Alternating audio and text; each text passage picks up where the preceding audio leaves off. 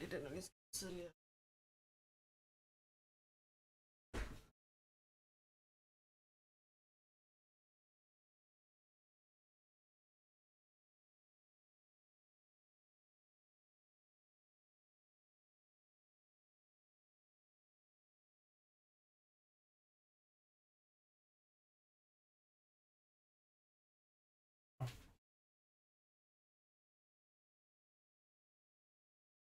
Og der uden det går med. Der er under en jul.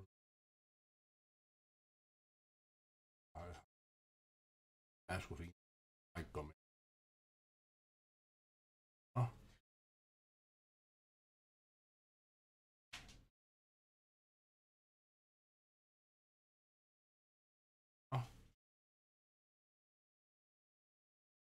Nå.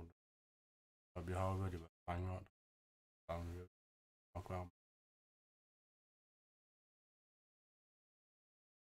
Gode nyheder.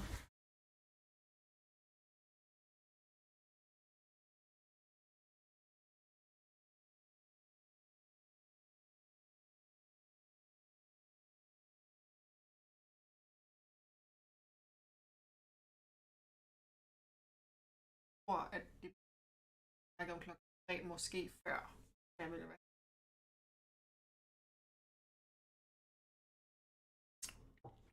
Men jeg ved ikke. Jeg forsøger aftensmad.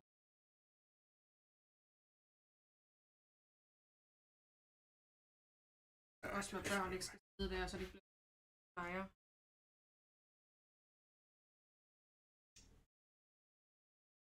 Jeg kommer bare til at glippe nogle timer.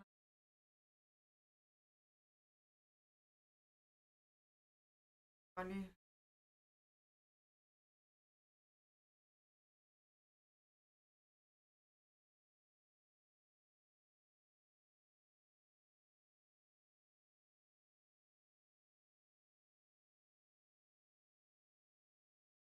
Side. Timer. Ja, det gør jeg sgu som regel. Og så lige være alene med min familie. Timer. Ja. Fordi skal du have 104? Ja, men det er det jo.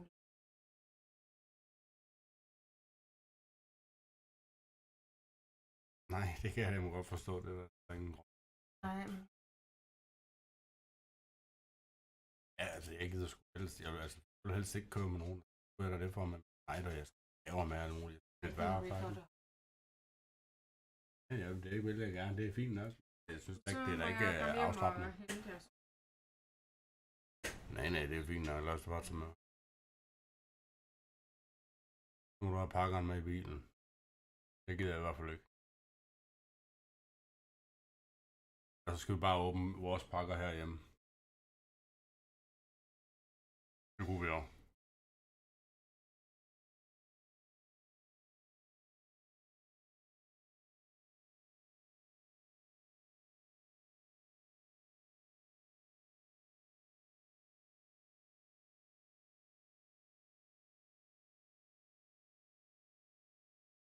Till Saturday. Saturday's registration day. We hit all the cars going on the grid on Saturday at Birch Park.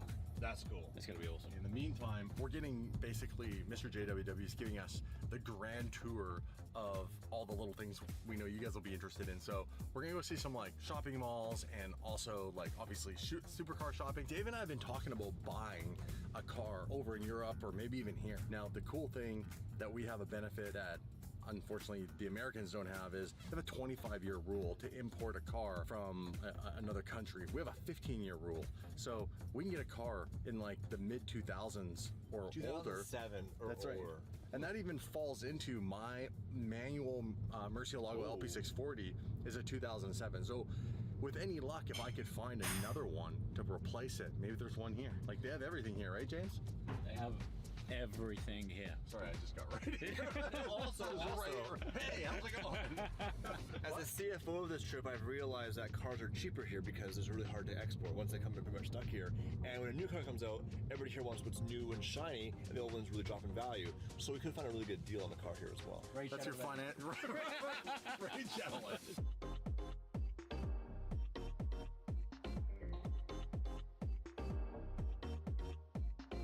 This is the world's largest Lamborghini dealership right there. That's crazy. So we just saw that G63, and it was not a local plate, it was a Saudi plate. However, it had the number 1 on it. James, can you just kind of give a quick explanation as to what's the significance of the number plates here and how they all work? Generally, the less numbers and writing you have on the plate, the more baller you are. That's crazy. Can you imagine we buy number plates back at home and we could just get like whatever number you wanted? We can, and it won't be hard. Just get one. I'm thinking 1's polite station. Okay, we'll get 2.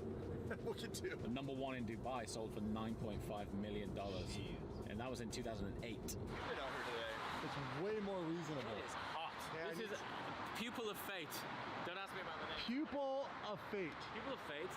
It's the biggest dealership, the newest dealership in Dubai, and it's just off Sheikh Zayed Road, which is the main road that runs through the center of Dubai. I already saw a Chiron, 2 Speedtails, an SLR right in that window. We're gonna take you guys in, we're gonna have a look around. We're gonna do some shopping. You never know what your boys might pick up here in Dubai for a brand new car. Oh, we also still need to reveal what are we driving on Gumball. Stay tuned for that. Yeah, you Mine's not even landed yet. I'm like getting nervous now. This car's not even here. Let's go in. Come on. All right, so we're in here. It's crazy. Name that car behind you. That is a Ferrari GT350. It's pretty cool. Did I get that right? They're talking about it. I don't know. There's way more that I want to know about Bruce Lee in the past movie. They asked us where we were from. We said British Columbia, Canada, and they said, oh, it's a hop, skip, and a jump from Seattle. And I was like, I don't go to Seattle. It rains too much there. He goes, Bruce Lee's buried there. I was, oh, my bad. Well, thank you for having us. Thank you. Welcome. This is very cool. Good to meet everybody. Good to meet you again. What an impressive showroom. You're gonna give us a little tour of what you guys have in here? Sure. And apparently we've already talked about how James has already driven one of these, so that's cool. It was a while back. Thanks to us. What interesting story? This car, interesting story, yeah. So the car was delivered new to the dealership in Rome in 1963. And then a month later, a Pakistani businessman called Mr. Zehri came, purchased the car, shipped it to Karachi, where it lived for 50 years. You go around, if you speak to relatively affluent people of Karachi today and you tell them about the Zehri Ferrari, they all know about it. There are multiple times better people in the showroom say, when we were kids, we used to look over the wall and wait, they'd hear it start and everything. It's been my favorite Lusso for years. What's the value of this? What is the value of this? 12.5 million dirhams? AED. 12.5 million dirhams. 12.5. Wow. It's a really unique color. That's very cool. Oh, wow. Look at this thing. Oh, it's just mint.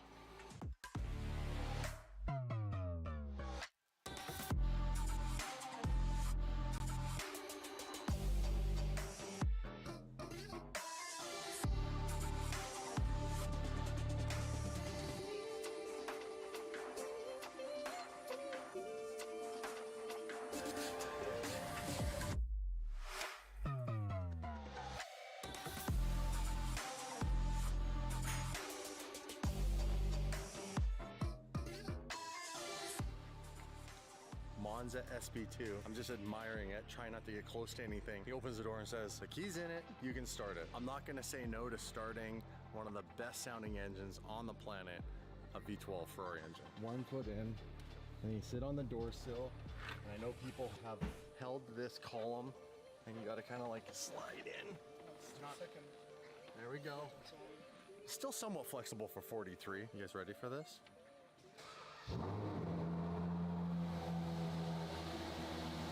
I'm not gonna lie, these guys know how to sell a car. Dave, this one's coming out of your salary.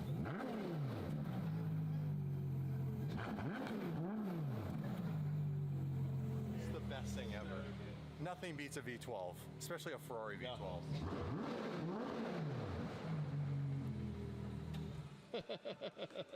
Is this for an air curtain right here? I believe so. Oh, that's cool. It is. Like they have at Costco. I'm not sure they have Costco's here in Dubai, but we have them back in North America. We go and buy a big ball of mayonnaise. Coffee bar here. Beautiful. Rocket fuel. Beautiful. Rocket fuel, my friend. Let's go. You know me, guys, more coffee. Okay, so we're now in what they designate as the vault. The challenge is there's a car to my right, 2 cars to my right and a car to my left that are private. We're not gonna show them. So I kind of have to stand in this spot. There's a car right here I wanna show you with a very cool livery, so I have to move. So I have to sit on the floor because the other car is behind this car. So this is cool. This is a Black Series with the Project One livery on it. Check it out. Oh wow, that's sick. Hold on. Right? And it's painted. This is painted. This is not like a vinyl livery. Don't touch it, don't touch it, don't touch it. We can't afford anything on here. David, those are decals. Those are not decals. Those are decals. Those are not decals. Watch, I'll pick one off to prove it to you. Ready? Can't take them anywhere, can we, guys? So this is cool because it fades. Can't It has take like them this anywhere, fade can we, effect. guys? So this is cool because darker to lighter, and the actual, I don't know, you call them stars, go from darker to lighter based on the background of the paint.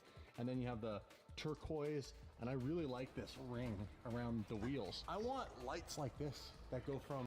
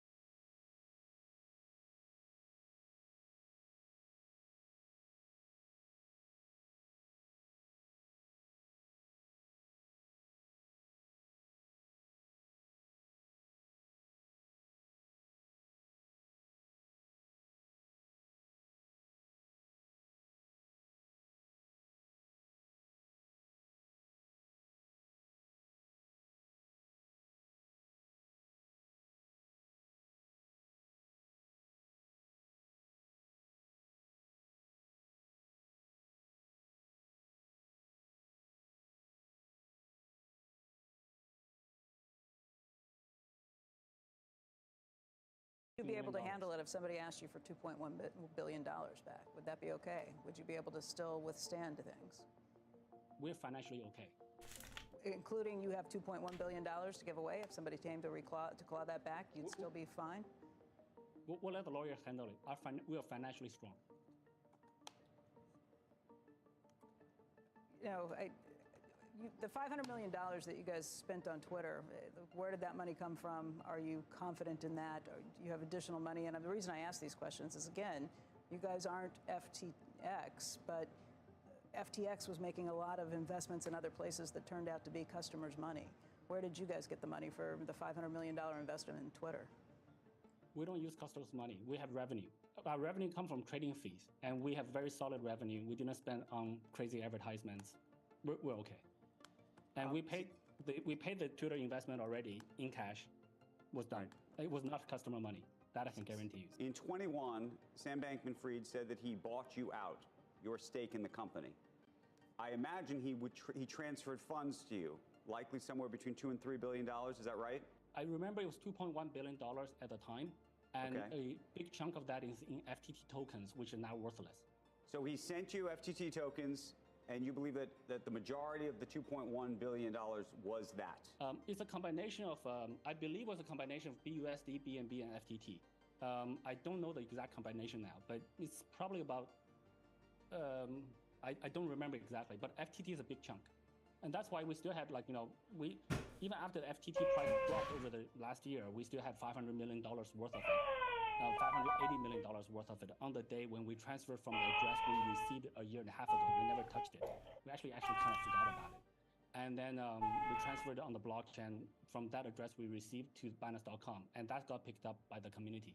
So in this industry, everything's very transparent. Well, but my question to you is, both a bankruptcy judge and potentially others could seek, like they did in the case of Bernie Madoff, frankly, to seek to claw back that money. So if you had to send a check in US dollars for $2.1 billion, could you? So I think we'll leave that to the lawyers. I think our legal team is perfectly capable of handling it. My expectation, though, just from common logic, is that there was a lot of spendings after that transaction in the more recent times. CZ, the other thing I wanted to ask you about, and this relates to FTX. Yesterday, Kevin O'Leary testified in front of the Senate, and he was asked where did the money go, meaning the FTX money. And he suggested that one place that the money may have gone is, in fact, to you. When Sam Bankman-Fried, back in 21, the summer of 21, effectively bought out your stake in the company. Well, first of all, I think Calvin O'Leary, he's making a bunch of nonsense claims, and they don't make sense. They don't make any logic. He shouldn't be making those claims as a celebrity investor. I'm actually very surprised that he's able to omit a lot of different things and make some really specific, targeted things. For example, in that interview with you guys, that in the same interview, he said the entire record from his account on FTX, the entire records are gone. He's not concerned about that. He just picks up the phone and calls SBF. He's not concerned about the fact that the platform records for users are gone. He's not concerned about other users. How many people can pick up the phone and call SBF? And he says he was talking with SBF up until the point that SBF was arrested. Yeah, that's an indicator of a very special relationship. Yeah, I see your point, and I don't think the problems that existed at FTX were simply any back and forth between your two firms. It definitely led to the disclosure that there had been money that was taken, but that disclosure raises lots of questions about firms like yours. Have you done the same? Has there ever been commingled funds? Have you ever taken any of the clients' funds and done anything with them? And again, why should we believe you? Because Sam Bankman-Fried told everybody, no, that hasn't happened. And he tweeted a lot of the same stuff that you've been tweeting in recent days, which I think gets back to this idea of show me the money. Yeah, so let's get back to show me the money part. So Calvin omitted the fact that there's no records. That's not a problem to him. So he just want to talk to Sam and believe whatever Sam says. He doesn't want to look at the records. And if you look, and he wants to omit all the small spendings, $50 million, $200 million. $200 million is small spending. That's very convenient. He says he didn't know that Binance was a shareholder of FTX. So he invested in FTX without looking at the cap table. But he was very specific in the way he counts for a transaction 2 years ago. So that's kind of contradictory. So I think Calvin's a liar. So I think he's lying about a bunch of stuff. So that's his problem. To us, we want to be transparent. We want to set the golden standard for reliability, solidness in this space. Well-run crypto exchanges should hold user assets one-to-one. So user deposit Bitcoin, we hold it in Bitcoin, we move to a cold wallet, we keep some in the hot wallet. And people, they sell it, now the Bitcoin belongs to somebody else, but we still hold it in the cold storage. People can withdraw 100% of the assets they have on Binance. We will not have an issue in any given day. So 100% of the users withdraw 100% of the assets, we'll be fine. This is very different for traditional financial people to understand because banks run on fractional reserves. And the traditional regulators, many of them may think that it's okay for crypto businesses to be running on fractional reserves. That is not okay. In crypto, there's no central bank printing money to bail out banks when there's a liquidity crunch. So crypto businesses have to hold user assets one-to-one. And that's what we do. It's very simple.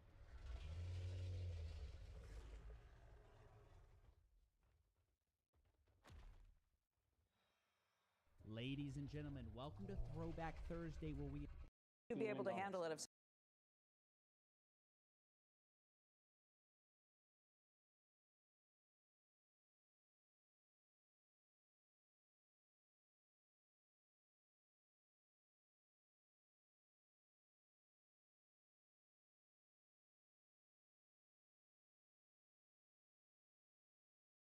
Twitch's biggest con artist was exposed, and I'm here for the forensic analysis.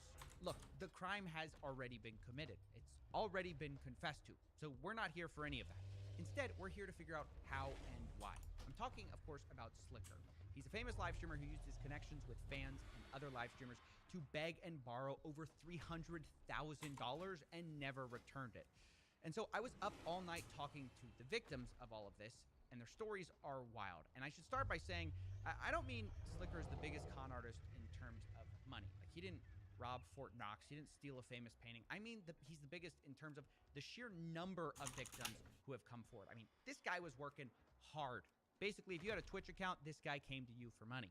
But there are several extra details you need to know as well. As I said, Slicker already confessed. I'm not prosecuting anything here. I'm not alleging anything here. He admitted to everything last night on a live stream after being exposed by several fans and streamers. I'm not asking for forgiveness, but every single day I felt guilty. Every single day. I don't know what to say to the people who bought from me. Every single day I was guilty. Guilty in asking. Honestly, I kind of respect that he doesn't try to dispute the facts here. He just kind of owns up to him and said, yeah, I did it. Yeah, it was bad. But then after that, I kind of get a problem with what he says when we talk about why he did it. Because Slicker says that he did all this because of a gambling addiction he suffers from. I started to gamble with money, and this was even when I started having my first job. I used to gamble a lot of my money, basically all my Twitch money. And then even them times I wouldn't even have them. I would come across streamers and ask them if I could borrow money. I don't know what to say, but this is the epitome of gambling. I want to say that don't touch it, man. Now look, I do honestly believe Slicker has a gambling addiction. I just don't think it explains away everything in the way that he thinks it does. For example, a gambling addiction explains how Slicker lost his money, but it doesn't explain how he lost everyone else's money, or got it in the first place. I mean, I feel like he's trying to explain everything with the story of, like, I have a gambling problem. But when you dig into the story, you find that Slicker isn't just a gambling addict, he's also a professional con artist, which we're going to see in a second. So while he does need help, he also needs to face consequences because he played an active role in all this. It's like meeting an alcoholic who you find out broke into your house and cracked your safe, and they get caught at the police station. You go up to them and you say, how did you open my safe? And they go, oh, sorry, I'm an alcoholic. You'd be like, yeah, but how'd you crack open my safe? And then imagine they go, oh, well, you know, I just can't stop drinking. You'd be like, okay, I don't think Jack Daniels taught you these skills, right? So my point is, yes, Slicker clearly has an addiction, but he also appears to be a professional con man. And we're going to talk about that right now, because I interviewed multiple victims and created a master list of the people who Slicker scammed, because I needed to get like a bird's eye view of this thing.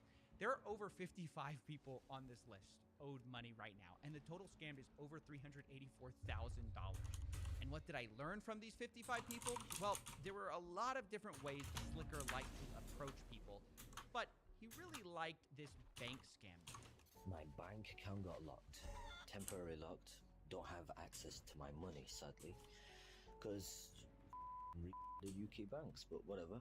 I was wondering if I asked if I could borrow money and I'd pay you back. Now, I'd even give you extra. That's right, the old frozen bank trick. Basically, go to people and say, hey, look, I can't access my funds. You have to give me money. I'll pay you back. I'll pay you back even more.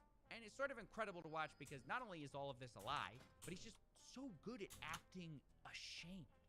Like, if I saw this, I'd believe, you know, oh man, he's petrified to ask me. But come to find out, he's been telling everyone the same sob story over and over again. Hey, I just recently got into some thing with my bank. Basically, my bank account got locked. This has happened for like 3-4 days. Yo, Mo, I'm not hacked, my bro. I'm not. So yeah, it turns out he wasn't ashamed at all. In fact, if you didn't believe him, he would even say other things like, you know, on my mama, when they didn't believe him. Or he would swear on his religion that he wasn't lying while lying. Listen to me, Lapelli. I swear I'm a Muslim. I swear on the Quran, I ain't lying. I won't scam you. Lapelli, on my mum's life, on my mum's life, I'm not lying. Please, on my mum's life. I understand. I'm not lying. I am not lying. I'm confident I'm not lying. I promise to God, I'll have you month by month. You ask me, 15th of next month? Here you go. 15th of month? Here you go. Here you go. Here, on my mum's life. Do you think I'm joking, bro? On my mum's life, I'm not, bro. On my mum's life, I'm not.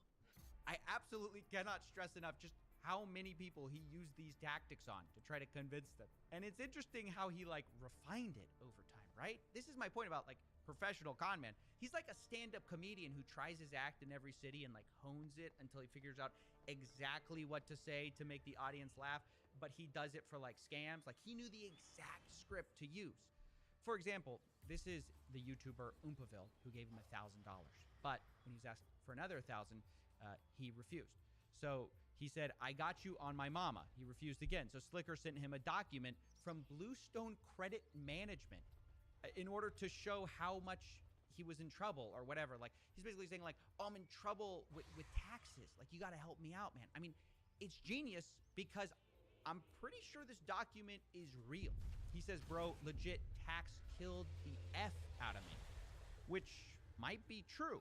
But come to find out, this was a document that he sent to several people. He recycled it over time, which I found out talking to another victim who hadn't realized this yet and found it out in a pretty amusing way. Every single time I sent money, it was for some reason that made sense. I sent him that much amount of money because he got me in a call, right? I just got home from my gym session. He gets me in a call and he's like, yo, okay, Waddles, he's breaking down. He's almost on the verge of tears. He's breaking down and he's like, okay, bro, you're not gonna believe this. I didn't pay tax last year and I'm owed 15.5k.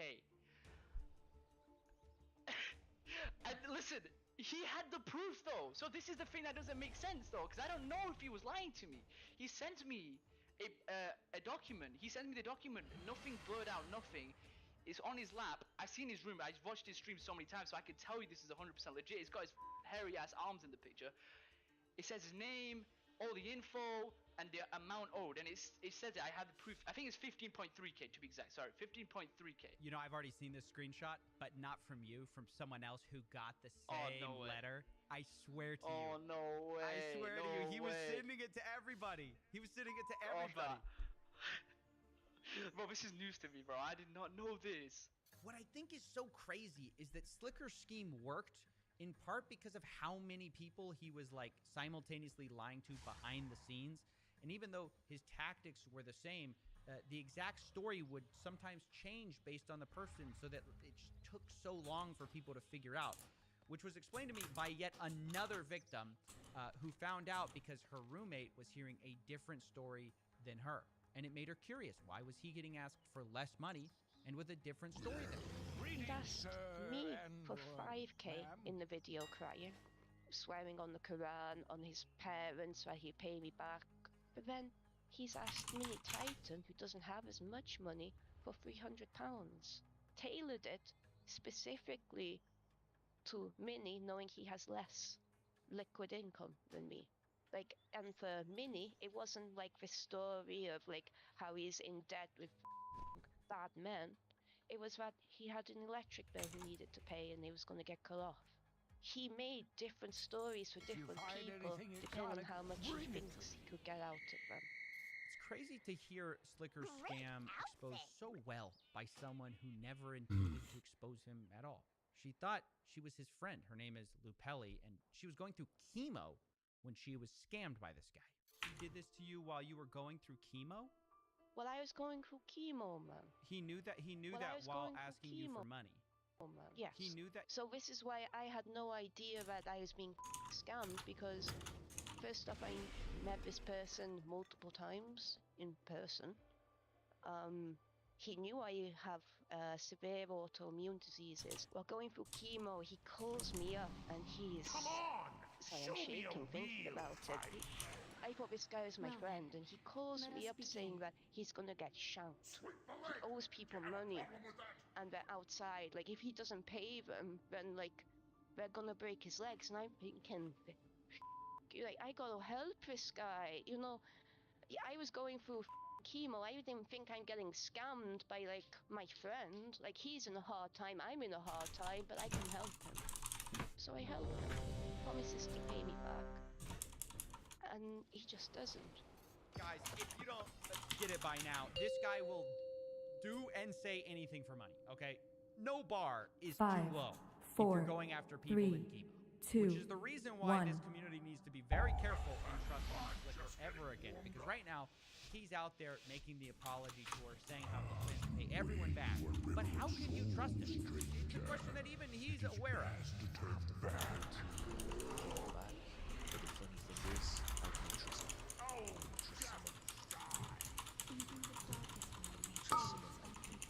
What I do find interesting about all of this is just that listening to him, you can kind of see why his victims gave him money. He is compelling, he does downplay fear. But for many of these victims, it's interesting that they've heard all this before. This isn't new.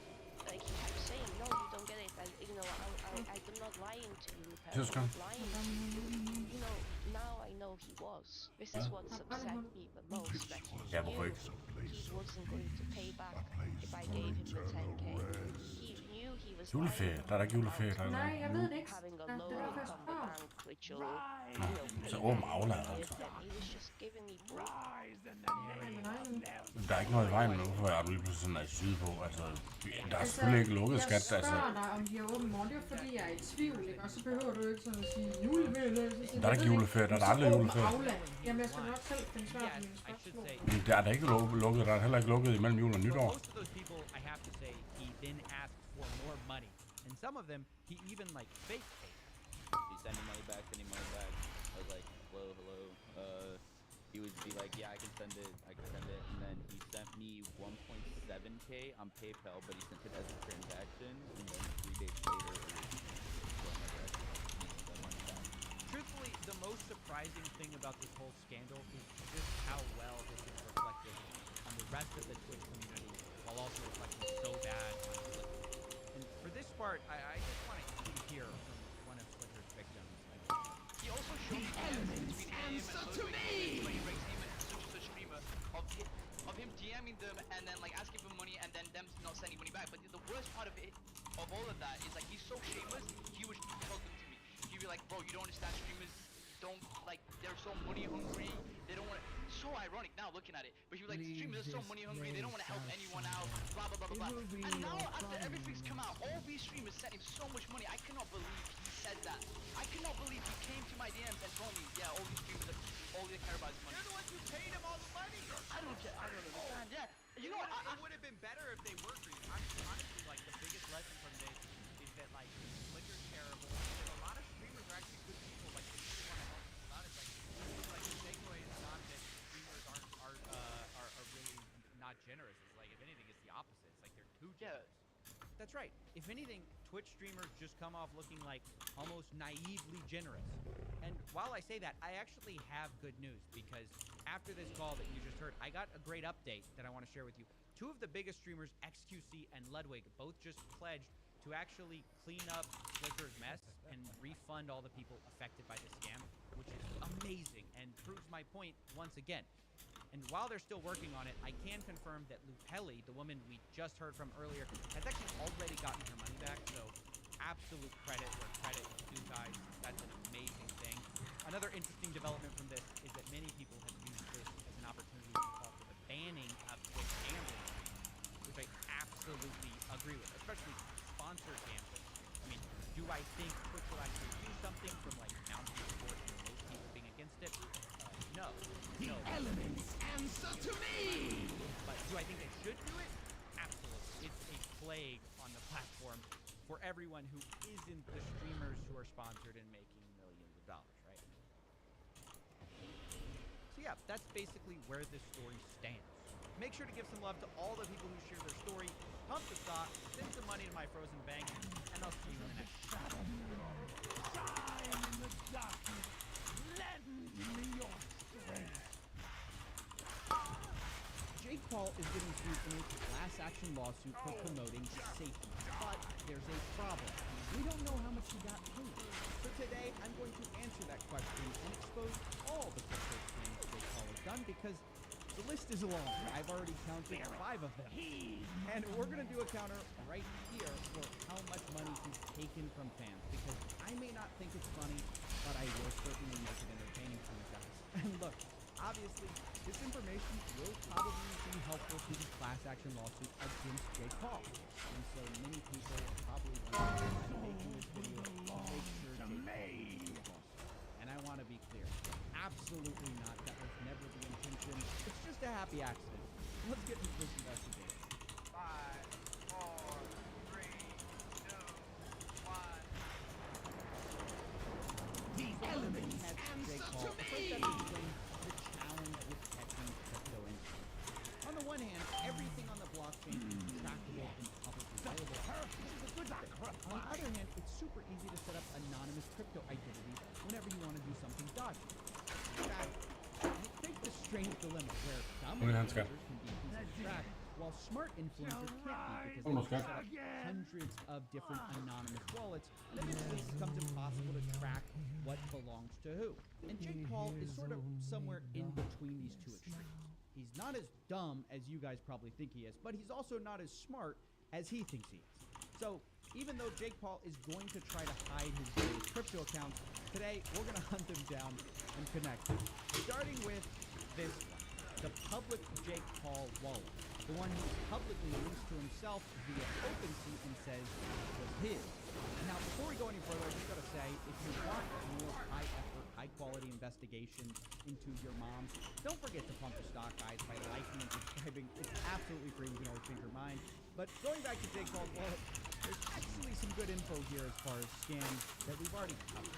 For example, Jake Paul got paid 39.9 Ethereum for the Sacred Devils promotional scam, which you can see right here, worth $139,000, which puts him on the board, which later linked up with a huge ring of NFT scammers we busted, actually. Jake Paul got his fans into buying these Sacred Devils, and they suffered losses.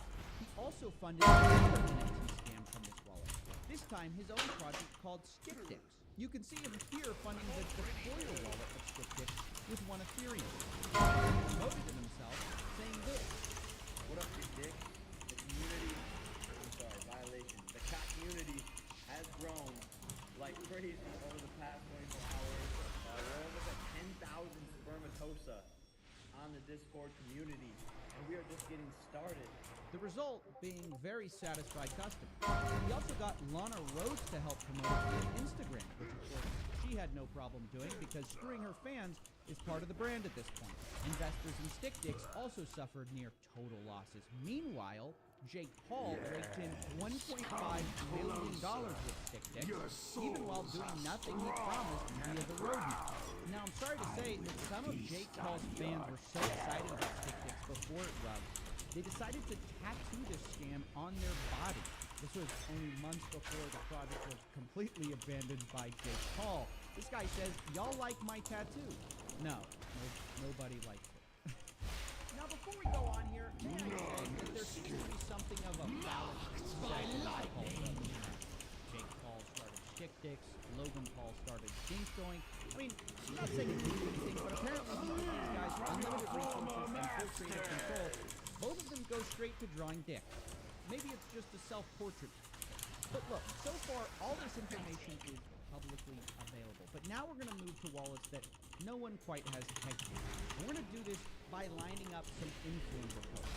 The idea here being that you can find a crypto wallet if the behavior lines up enough with publicly available information. For example, we know that Jake Paul tweeted about safety on March 10th of 2021. And so, if we check who got free safety at the time of writing, we can get a short list for who might be Jake Paul.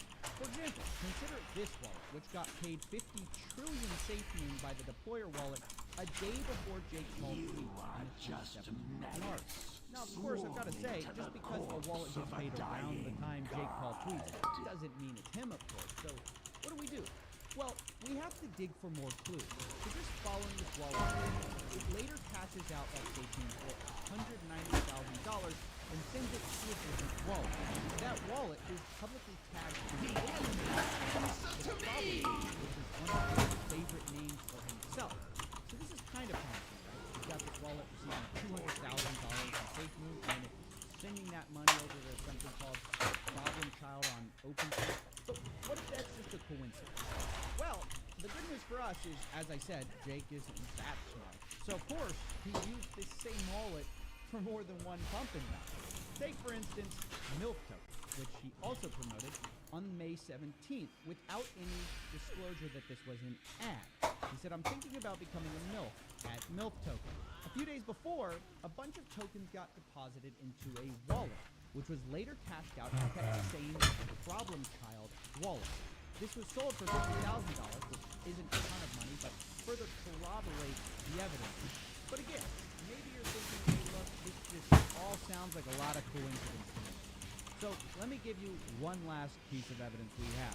On May 13th, Jake Paul tweeted this: everyone's talking about Yummy. Now, once again, we find transactions from an external wallet on May 13th getting tons of Yummy token for free. And then on May 15th, he makes another tweet about it. A year ago, I talked about Doge. A month ago, I talked about SafeMoon. Now I'm talking about Yummy. And right on cue, he gets paid once again. And where does all that money go? Well, the same place where he's publicly known as the Problem Child. And here is where he cashed out these Yummy tokens for $300,000. Here's where I feel confident saying this is Jake Paul's wallet. And his little scheme has become pretty transparent. Here's how it works. Every time Jake Paul is going to do a promotion, he sets up a brand new wallet just for that promotion. He then gets gifted a bunch of tokens, and in that same day or the next day, he posts his little promotion. And this would have been a pretty good scheme, except every time Jake went to cash out, he did it all at the same wallet, at the Problem Child. And that was his mistake. Because by building enough circumstantial evidence against himself, eventually he became very strong. Not only that, the wallet that initially funds his Problem Child OpenSea wallet is publicly named on Rarible. And the username is exactly what you'd expect. At Jake Paul, the Problem Child, of course. Now I want to thank Blaine Bootsy on Twitter for providing some of this research, but look, what's the result of it? Well, none of these promotions Jake Paul did were listed a big problem for him, and a big problem with the Federal Trade Commission. Not only that, 3 of these coins could easily be considered investments, which could be a problem for the SEC. But ultimately, I don't know what will happen. Will he be held accountable for what he did, for causing losses of his fans? Who knows? But what I do know is that Jake Paul advertised multiple projects to fans without disclosing he was paid to promote them. His fans lost money, while Jake was making somewhere in the range of $2+ million. If you want further evidence that his fans probably lost money on these projects, here's what happened to Yummy after he promoted him. Here's what happened to MILF. And here's what happened to Safety. And of course, his 2 NFT projects are both abandoned at this point. So, at the end of the day, Jake Paul's fans got screwed while he got rich. But I guess anything to get that back. We'll see what excuse he'll have to quit.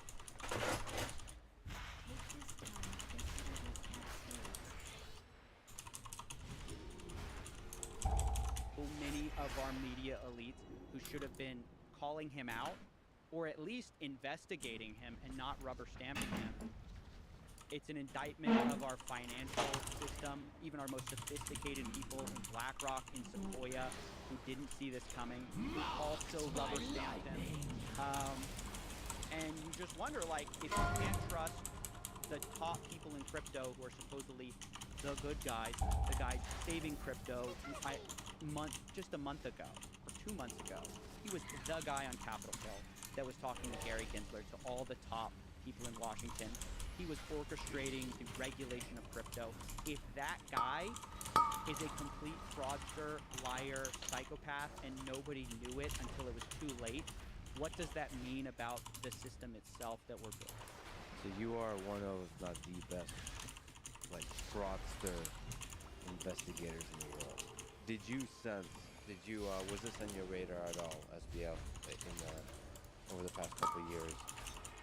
Were any red flags going off? Yes. So, funny enough, like, one of my videos from 6 months ago or so blew up because I got to give a lot of credit to Matt Levine of Bloomberg, great journalist, great finance journalist. And I want to say, when I talk about media leaks, there are people doing great work in these mainstream institutions. It's not a monolith. It's like independent media isn't all doing great work and all the corporate media is bad or whatever. There's like these overarching narratives that I don't subscribe to. So Matt Levine's a great journalist. He did an interview with SBF where he got Sam to basically describe a lot of what was going on in DeFi, but a kind of a larger philosophy around crypto. He described a Ponzi scheme where you just describe this black box. It does nothing. But if we ascribe it value, then we can create more value and more value and more value. And it kind of was this ridiculous description of a Ponzi scheme, but there's no moral judgment on it. It was like, oh yeah, this is great, we can make a lot of money. And Matt is like, well, it sounds like you're in the Ponzi business and business is good. I made a video about that. I said, this is ridiculous, this is absurd, whatever, it's obscene. But I didn't explicitly call SBF a fraud there. And I think if I'm being, I think I saw some of it, but like many people, I think a lot of us were kind of like,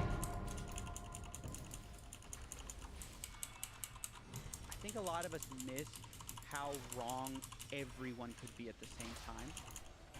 I did notice leading up to the crash what was happening, and I called it out a day or a day and a half before it happened. Because I saw my friend, the Dirty Bubble Media, and this was the first real look into the heart of their finances. They're this black box.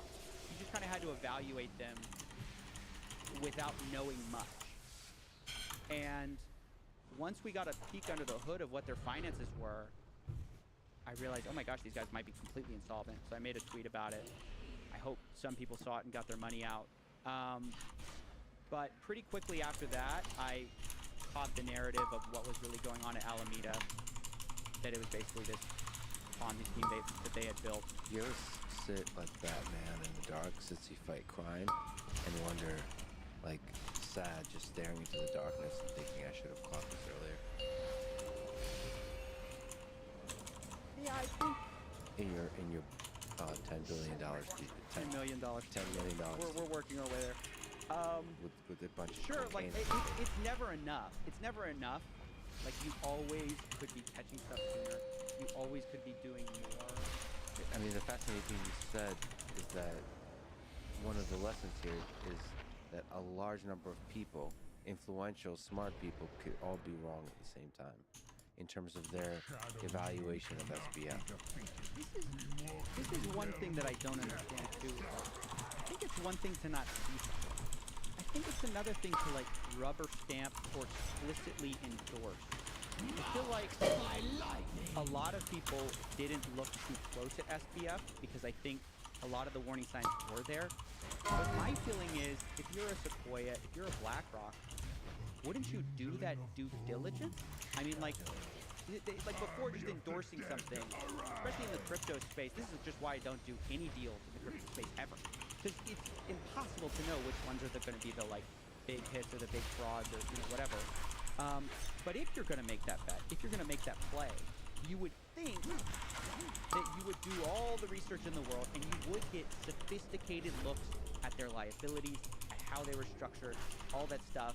And that is the most shocking part, is not that, people missed it, because you can miss fraud, but that there was so many glowing endorsements, like, this guy is not going to be that thing. We explicitly endorse him. I saw Fortune magazine. He was called the next Warren Buffett. It's just crazy. I think it's possible to have enough like Tom Brady endorsements that you don't really investigate. So like that there's a kind of momentum, like societal sort of momentum. I think that's the problem. I actually think that's hugely a blind spot of our society, is we have all these heuristics that can be points of failure, where like a rule of thumb is, if you go to an Ivy League, well, you must be smart, right? A rule of thumb is, if both your parents are Harvard lawyers, you must know the law. You must like kind of be sophisticated. The rule of thumb is, if you're running a $1 billion exchange, you must be somewhat ethical, right? And all of these heuristics can lead to giant blind spots where you kind of just go, oh, we'll check. Like, it's a lot of energy to look into people. And if enough of those rules of thumb are met, we just kind of check them off and put them through the system. So, it's been hugely exposing for sort of like our blind spots. And you don't know maybe how to look at. For example, there's a few assumptions. Now, there's a lot of people are very skeptical of institutions, of government, and so on, but perhaps too much so. I agree. But for some part of history, there was too much faith in government. Yeah. And so right now, I think there's faith in certain large companies. There's distrust in certain ones and trust in others. Like people seem to distrust Facebook, extremely skeptical of Facebook. Mm-hmm. But they trust, I think, Google with their data. I think they trust Apple with their data. Sure. Much more so. Like search. People don't seem to be Google search. Like, I'm gonna Throw it in there. Have you ever looked at your Google search history? Your Google search history has got to be some of the darkest things. Oh, I don't think I've ever looked at my Google search history. You should. I'm pretty careful with like browser hygiene and stuff like that, because I think it's... Well, Google search history, unless you explicitly delete, is there. I recommend you look at it. It's fascinating. Look, because it goes back to the first days of you using Google search history. Fun fact, actually, about that. No, I am aware of that. Yeah. I just mean for like certain sensitive topics where like I'm investigating some fraud and I go sign into their website, right? Log in. I won't use like a traditional browser. I'll use a VPN and I'll like put it on like Brave or something like that. You log in, you create an account as Lex Friedman. Yeah, exactly. You start exactly. investigating. You mentioned effective altruism. Yes. SBF has been associated with this effective altruism, which made me look twice at EA. Sure. And see, like, wait, what's going on here? Was this used by SBF to give himself a good public image, or is there something about effective altruism that makes it easy to misuse by bad people? What do you think? Yeah, it's interesting. He could have endorsed a wide range of philosophies, and I guess you just have to wonder, would those philosophies also be tainted if he had gone bad? I guess effective altruism is sort of unique because he used it as part of his brand. It wasn't like he described himself as a consequentialist and like that ended up mattering. It was like he described himself as an effective altruist and he used that part of the brand to lift himself up. I guess that's why it's getting so much scrutiny. I think the merits of it should speak for themselves. I mean, I'm not personally an effective altruist. I personally am motivated by giving in part emotionally. And for some reason that I can't exactly describe, I think that's somewhat important. I don't think you should detach giving from some personal connection. I find trouble with that. And like I said, it's for reasons I can't describe, because effective altruism is sort of the most logical ivory tower position you could possibly take. It's like, strip all humanity away from giving. Let's treat it like a business. And how many people can we serve through the McDonald's line of charity for like the dollar, right? I just personally don't resonate with that, but I don't think the entire movement is like indicted because of it. Typically, most people who care about giving and charity on the whole are nice people so I can't speak for the whole movement. I certainly don't think SBF indicts the whole movement, even though I personally don't subscribe to it. Yeah, it made me pause, reflect, and step back. Like, about the movement, and about anything that has a strong ideology. So if there's anything in your life that has a strong set of ideas behind it, be careful. Yeah, I mean, look, I kind of feel like what it teaches me and what I kind of think about when I think about systems is that no system saves you from the individual. No system saves you from the individual, their intentions, their lust for power or greed.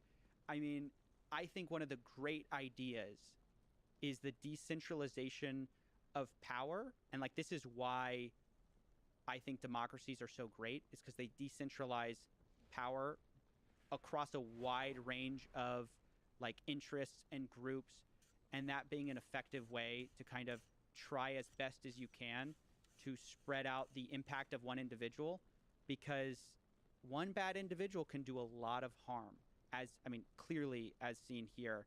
But no, I don't think it has anything to do with ideology, because it's not like being an effective altruist made Sam Bankman-Fried a fraud.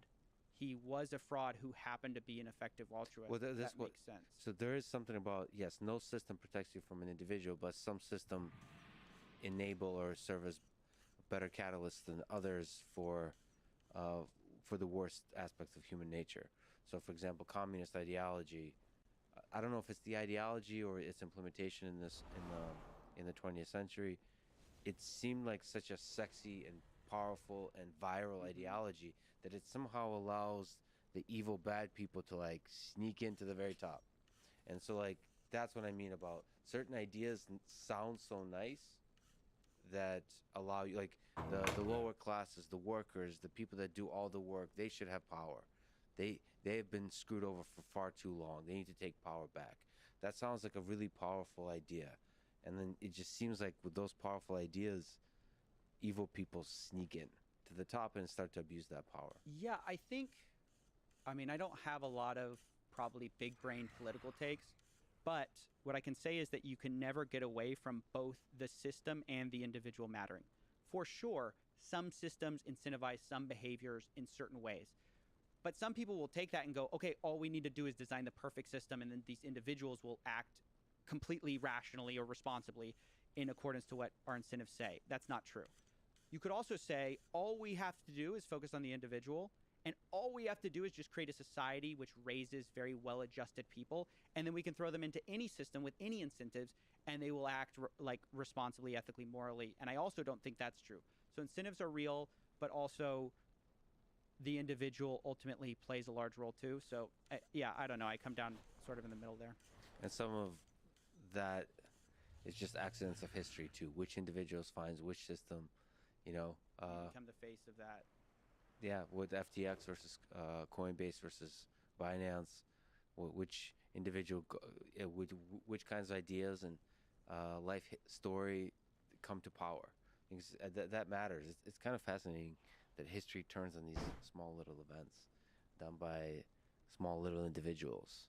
That you know, Hitler's a failed artist, or you have FDR, or you have all these different characters that do good or do evil onto the world, and it's like single individuals, and they have a life story, and it could have turned out completely different. It's the flap of the butterfly wings. So yeah, you're right. We should be skeptical of attributing too much to the system or the individual. It's all like a beautiful mess. That's like that was like a Lex line. I've heard quite a few episodes, and that's like such a Lex line. It's a beautiful mess. All right. Beautifully said. All right. Sorry, I'm a fan of the show. Okay. All right. I love you too. All right. Can you think of possible trajectories how this FTX SBF saga ends? And which one do you hope for? Do you hope that SBF goes to jail? That's the individual. And in terms of the investors and the customers, what do you hope happens? And what do you think are the possible things that can happen? So, yeah, I definitely think SBF should go to jail. For nothing else, for a semblance of justice, the facsimile of justice to occur for all the investors. I also think there are people probably several steps down the chain that probably knew, at least Caroline Ellison. You can have questions about sort of their, Dan Friedberg, who I'd love to talk about as well. There were a lot of people in that room who I think knew. I think we do so much of like the one guy is all to blame. Let's throw everything at him, when clearly this was a company-wide issue. So everyone who knew, I think, should face the same punishment, which I think should be jail for all of those people. In part to send a signal to anybody that tries this kind of stuff in the future. Yeah, Harsh absolutely. I mean, one of the big things that you saw, like, okay, take a microcosm of all of this action and just look at like the influencer space, right? There's a ton of deals that were done that I've covered ad nauseum about influencer finds out they can make a lot of money selling a crypto coin. The first thing they wonder is, am I going to get caught? If I do this, is there a consequence? And if the answer is no, then it's a pretty easy decision as long as you don't like have any moral scruples about it, which apparently none of them did, or a lot of them didn't, I should say. So as soon as somebody steps in and regulates, that math changes. And all of a sudden there's a self-interest reason to not go do the bad thing. So for example, and I can give a concrete example of this. There was a NFT, the first ever NFT sort of like official indictment, or the DOJ released this press release that they're charging these guys who ran a NFT project that they didn't follow through on their promises. They made all these promises, lied, and then ran away with the money. First ever consequence for anyone in the NFT space. That day that that press release came out, I saw several NFT projects come back to life from the dead. Why? Because all those founders are freaking out, and they realized we scammed people. We have to go at least make it look like we're doing the right thing, right? Even just so that's on the optics side, but there's also tons of people who now go, oh, basically law enforcement is on the scene. We can't do the same thing. So there is a very pragmatic reason for this punishment. It's very much just because people work it into their math of, should I commit fraud? And the last several years have been very sort of been like a little bit of a nihilistic landscape where no one was getting punished. And so there's this question of, you're almost an idiot if you didn't take the deals. So I think it's really important, extremely important, for kind of law enforcement to play a role, regulation to play a role, to make it harder to commit those crimes. And if you commit those crimes, there's actual real world punishment for it. To your point about like what's going to happen to the investors, I think that was kind of your question. It's tough because if the money's not there, the money's not there. I mean, there's going to be the guy, they got the best in class guy. It's the guy who ran the dissolving of Enron. So, I mean, I can't imagine someone better equipped to run a complicated corporate fraud like dissolution. But yeah, it's tough because everyone's going to get probably, I don't know, 10 cents on the dollar, maybe less. I wonder if there's a way to do a progressive redistribution of funds. So I'm just really worried about the pain that small investors feel. I think there's a lot of thought around that. I forget if they actually do this. I mean, I know there's a lot of law about like you can't treat creditors differently. You have to treat them all the same. So I think it'll be some kind of proportional payback. It's certainly not going to be that the guys at the top get, a significant amount of their money back and the rest get nothing. Unfortunately, I think there's such a small amount of assets that back this whole thing in the end. And that value is actually declining every day because it was inextricably tied to FSBF. It was like the FTT tokens, which now what are those worth? The Serum tokens, that was his project or the project they made. What is that worth? Basically nothing. So, it's a hard situation. And, there's a bigger ethical concern, which is FTX US. It's unclear how backed it was, but it was clearly more backed than FTX International. Do you take all that money and throw it into a big pot and give people money back? Or do you give the US people back their amount of money, which is probably going to be significantly more, and leave everyone internationally out in the cold? And to add to that ethical issue, let's say you're a liquidator and you're US based. There's a tremendous question, like legal questions about, how do you ethically do that? It's not clear. There's a tremendous incentive to just favor the US people over everyone else because it's our country, America, whatever. But I don't know if that's necessarily fair. It's really hard. It's like it's impossible. And some, I forget where you said this, but one of the, I mean, it probably permeates a lot of the investigations you do, which is this idea that it's really sad that the middle class in most situations like this get fucked over. So the IRS go after the middle class, they don't go after the rich. It's basically everyone who doesn't have a lot of leverage in terms of lawyers, money, get fucked over. Yes, and then they're the ones, like it's always the rich and powerful who get the favorable treatment. As a microcosm of this funny story. So one of the big criticisms of crypto, and I think rightly so, is the irreversibility of the transaction. So if I accidentally send a transaction somewhere, it's gone, right? Yeah. So Crypto.com accidentally sent a lady $10 million. And now they want the money back, and they're suing her. But the funny thing is if you are on Crypto.com and you send, let's say I accidentally send you money, and I come knocking on your door, Lex, I didn't mean to send you, $1,000. I need my money back. Or if I go to Crypto.com and I said, hey, I sent that to the wrong person, can you reverse it? They'll say, screw off, no way. If I go to court, they'll kill me in court because they're going to go, look, this is how the blockchain works. But then they do it. They do the exact same thing. They send this lady $10 million. They're suing her, and they're going to win. Now what's in court is not whether they get the money back. It's should she be liable for theft, I believe. So, and that's just another case of the same rules apply differently to different people, whether you have the money to back you or not. It's a very sad thing. And that's why I think people you need journalists fighting for the little person. We really need it. And it's kind of like this unfortunate thing where that's the most risky thing to do, legally. You should not be doing that, but I think it's important to do. It's the ethical thing. It's the right thing to do. What do you think about influencers and celebrities that supported FTX and SBF? Should they be punished? Yeah, I think they should take a huge reputational hit. I mean, I think they should be embarrassed. I think they should be ashamed of themselves. But it was really hard to know, sorry to interrupt, for them to know. Like, for example, I think about this a lot. Yeah. It's like, who do I, because I don't investigate, sponsored by Athletic Greens. Okay, it's a nutritional drink. Should I investigate them deeply? I don't know. You just kind of use reputational, it seems to work for me. Should I, I think it really depends on, I think your credibility hit will depend on what domain you're an expert in. If you're sponsored by a robotics company and you're an expert in robotics, if that company turns out to be a disaster and fraud, then you should have looked more deeply. We're talking mostly about, I hold Tom Brady a lot less accountable than financial advisors, financial influencers, because that is their world of expertise. And you treat their recommendation differently proportionally to what you think their expertise is. So in some ways, I don't actually think Tom Brady, I'm sure he reached a lot of people.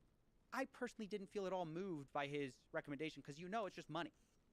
But when you hear somebody who should be an expert in that thing endorse a product in that space, you hold that opinion to a higher standard, and when they're completely cataclysmically wrong, it's going to be a different level of accountability. And I think rightfully so. When Jim Cramer was saying Bear Stearns is fine, he made that terrible call with Bear Stearns in 2008. He was rightfully reamed for all of that, even though it could be considered that did he have all the information? Maybe not. But he's a financial advisor. He does this for a living. If you go on and you make a big call and you turn out to be wrong and people lose tons of money, you are going to take a hit, and I think rightfully so. But no, I don't think these people should go to jail or anything like that. No, but it's such a complicated thing. I mean, I just feel it personally myself. I get it, but you still feel the burden of the fact that your opinion has influence. I know it shouldn't. I know Tom Brady's opinion on financial investment should not have influence, but it does. Right. That's just the reality of it. Right. That's a real burden. I didn't know anything about SBF or FTX. It wasn't on my radar at all. But I could have seen myself taking them on as a sponsor. I've seen a lot of people I respect, Sam Harris and others, talk with SBF, he's doing good for the world. So I could see myself being hoodwinked, having not done research. And the same thing, it makes me wonder, I don't want to become cynical, man. But it makes you wonder, who are the people in your life you trust that are like, that could be the next SBF or worse, big powerful leaders, Hitler and all that kind of stuff. To what degree do you want to investigate? Do you want to hold their feet to the fire, see through their bullshit, call them on their bullshit? And also, as a friend, if you happen to be friends or have a connection, how to help them not slip into the land of fraud. I don't know, all of it is just overwhelming. Yeah, I mean, we should be clear. Like, finance is sort of a special space where you're talking about people's money. You're not talking about whether someone takes a bad supplement or like a supplement that is just they're $50 out, right? I think the scale of harm and therefore responsibility escalates depending on what field you're in. Just like I wouldn't hold Tom Brady as, like, if he gives a bad football opinion, right, and he should have known better, that is a different scale of harm than a doctor giving bad advice, right? Like like he tells you a pill works and the pill kills you or something like that. There's just different levels of accountability depending on the field you're in, and you have to be aware of it. Finance is you have to be extremely conservative if you're going to give financial advice, because you're playing with people's lives and you cannot play with them haphazardly. You cannot gamble with them. You cannot play with them on a bet because you're getting paid a lot of money. It's just the nature of the space. And so with the space comes the responsibility and the accountability, and I don't think you can get around that. Who was Dan Friedberg that you mentioned? Some of these figures in the SBF realm that are interesting to you. Super interesting kind of subject, because Dan Friedberg is the former general counsel for Ultimate Bet. Ultimate Bet was a poker site where famously they got in a scandal because the owner, Russ Hamilton, was cheating with a little software piece of code they called God Mode. God Mode allowed you to see the guy across from you's hand. Obviously, you can imagine you can win pretty consistently if you know exactly what your opponent has. Very unethical. I should be clear that for some inexplicable reason, I don't think they were ever charged and convicted of a crime, but they were investigated by a gambling commission that found they made tens of millions of dollars this way, for sure. And Dan Friedberg is the general counsel. He's caught on a call, basically conspiring with Russ to hide this fraud. He's saying we should blame it on a consultant, third party. And Russ Hamilton famously says, like, it was me, I did it, I don't want to give the money back. Find basically a way to get rid of this. So that's Dan Friedberg's big achievement. Like, that's what he's known for. He's most known for. And this is the guy they pick as their chief regulatory officer for FTX. Why do you hire somebody who, I get it, not formally charged and convicted, investigated, there's tape out there. So I want to be clear about what's actually available evidence. But someone whose seemingly only achievement is hiding fraud, why do you hire that guy if the intention is not to hide fraud? So this is a question I put to Sam Bankman-Fried, and his answer was, well, we have a lot of lawyers. Well, and I said, well, it's your chief regulatory officer. He's like, well, it wasn't. We did regulate a lot, and it was just this big dance of, basically, he's done great work. He's a great guy, and I think that tells you everything you need to know. And there's figures like that probably even at the lower levels, like just infiltrate the entire organization. Well, it's just like, why wasn't there a CFA? Why wasn't there anyone in that space who could seemingly be the eyes that goes, holy whatever, we're in dangerous territory here, right? So yeah, it seems very deliberate. I mean, I talked to one FTX employee that they talked about, who's told me they talked about taking FTX US public, and Sam was very against the idea, and the employee, in retrospect, speculated that it might have been because you faced so much scrutiny, like regulation-wise, like you'd have to, go through a lot, like more thorough audits, all that kind of stuff, that basically he knew they would never pass. So yeah, I mean, it's red flags all the way down with that guy. And you hope all of them get punished. Everyone who knew. I mean, I think for sure there are people at FTX who didn't know. I think there are some people at Alameda who didn't know. But there's degrees, sorry to interrupt, but there's degrees of not knowing. Yes. There's looking away. Yes. When you kind of know shady stuff, that's still the same as knowing, right? That might be even worse. Well, yeah, like I was talking to one insider, and we were talking about the insider trading. They were telling me about this insider trading.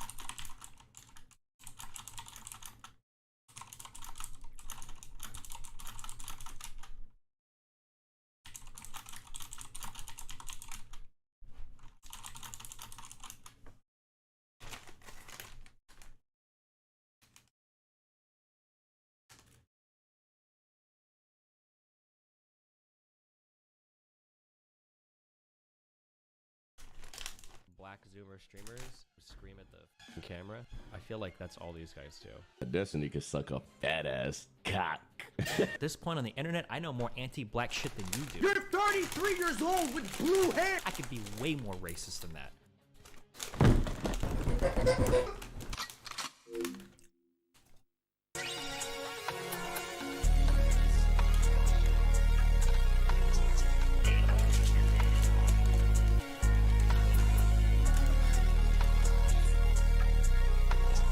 You've been on the internet for the last, what, 2, 3, 4 days? You would have known the whole situation dealing with Speed being at the football event and saying that crazy shit he shouldn't have said. Understood. We've already acknowledged that. What Speed said was stupid, it was dumb, and he apologized for it, alright? He apologized. Bam! So now we have an understanding of what the fuck is going on. And a lot of streamers have a lot to say about it. Understandably cool. But there's this one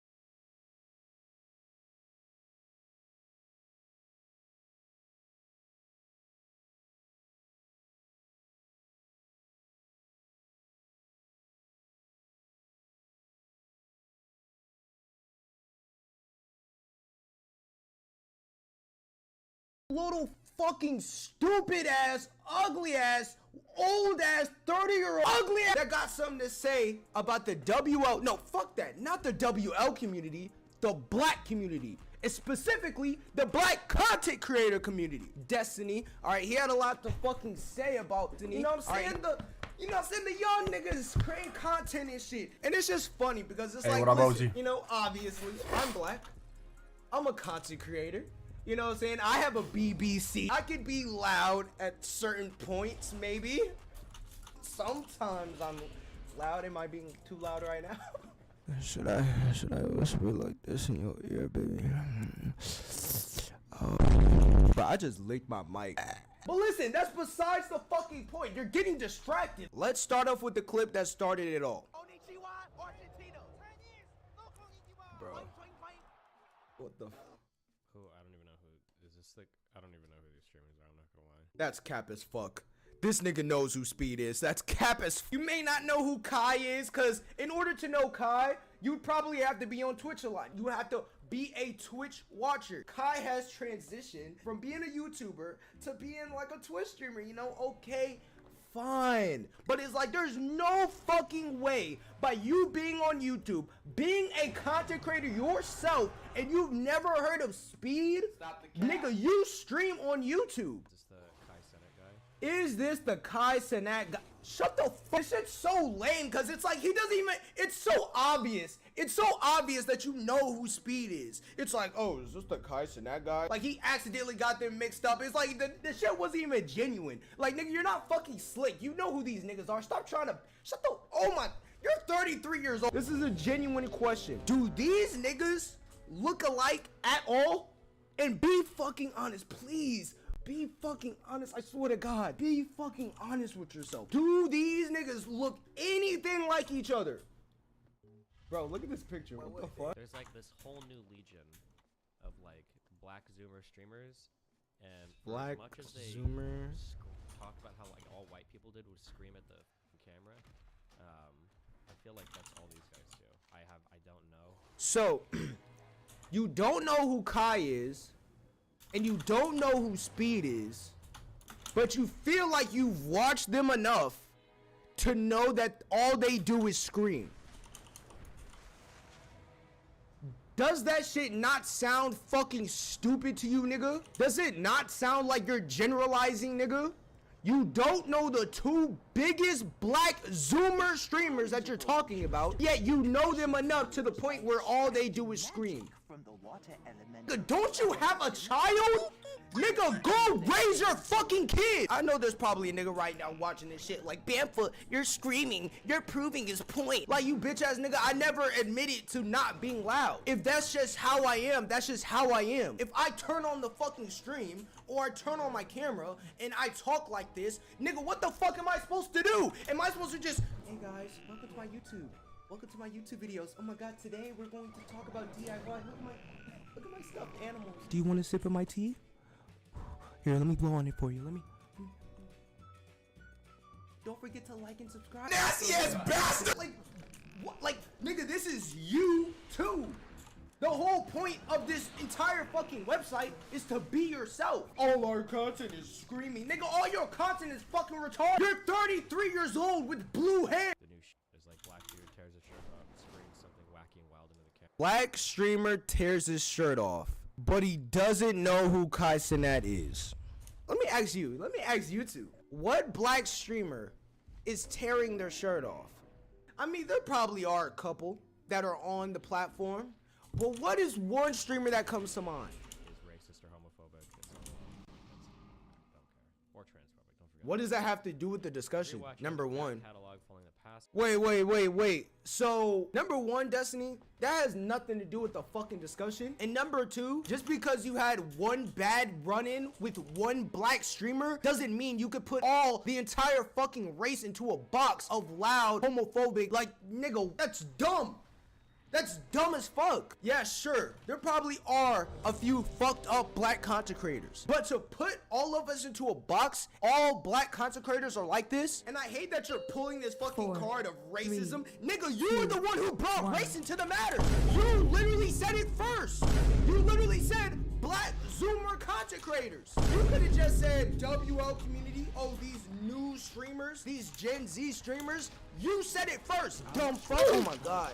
Guess what? We're moving on to the next topic. And yeah, there are clips of all the, you know, black Zoomer content creators reacting to what Destiny said. And they're practically feeling the exact same way I am right now. Because, you know, that's just what happens when you generalize an entire race down to one stereotype. And yes, I know that Speed was wrong for what he said. Yes, Speed did say something racist.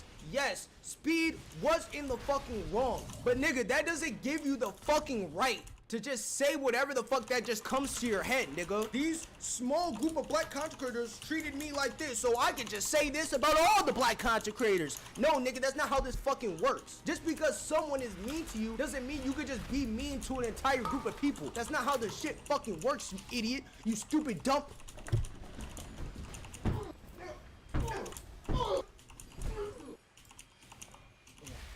Listen. Fellas. I'm all good. Like, I'm all good. We're chilling. We're cool. Who's mad? Who's mad? Not me. Nigga, I'm not mad. I'm chilling. I'm relaxing. I'm cool. Like, what?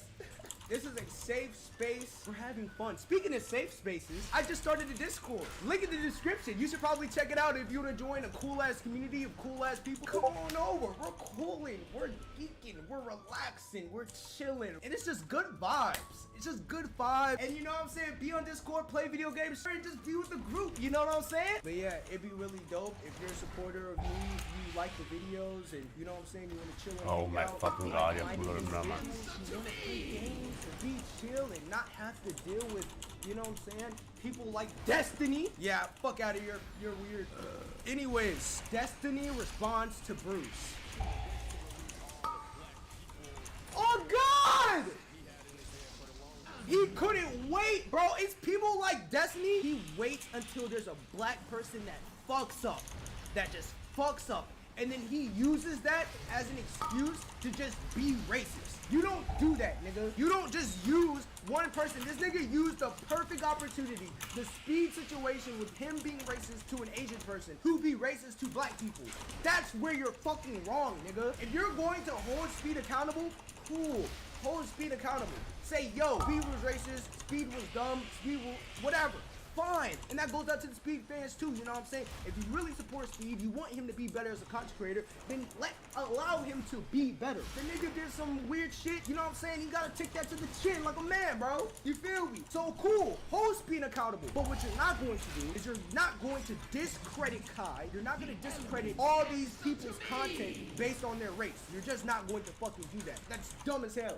That's dumb as hell, nigga. And I'm glad Bruce peeped that shit too, because I knew I wasn't the only one that was tripping. You think that's the only black people stereotypical shit I know? Bro, I'm pretty sure at this point on the internet, I know more anti-black shit than you do. Why the fuck would you assume it's the best I got? I could be way more racist. That was like... Such a pointless death.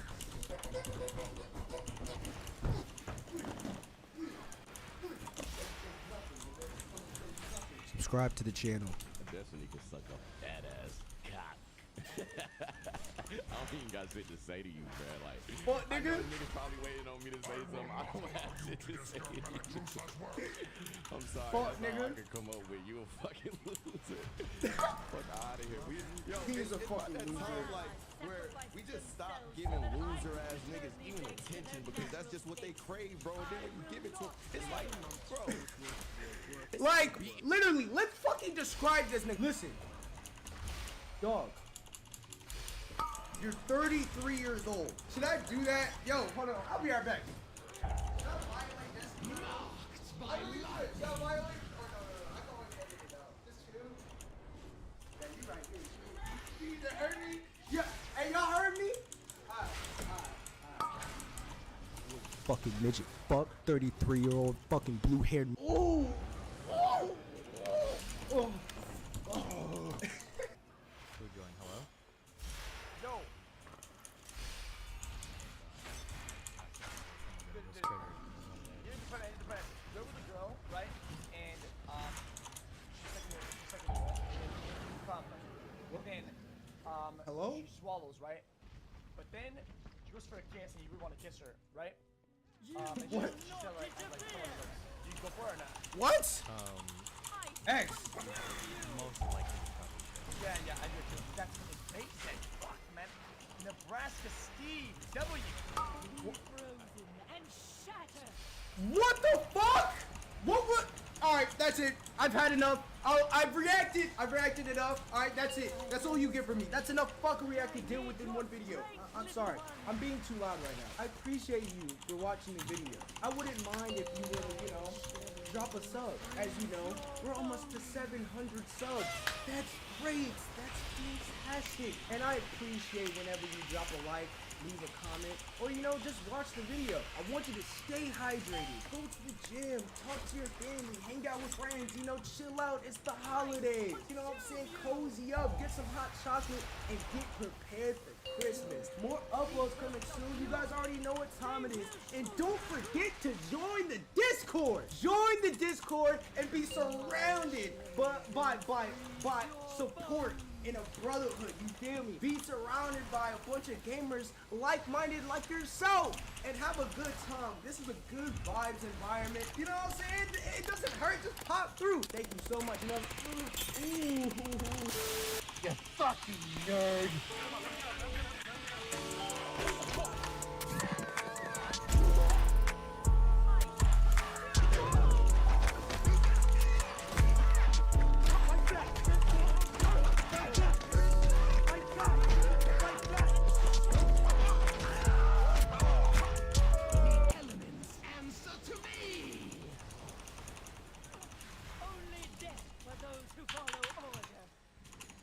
It's like, it's crazy to me that like even the Save the Kids token to a certain degree is like a more well thought out rug pull than this one.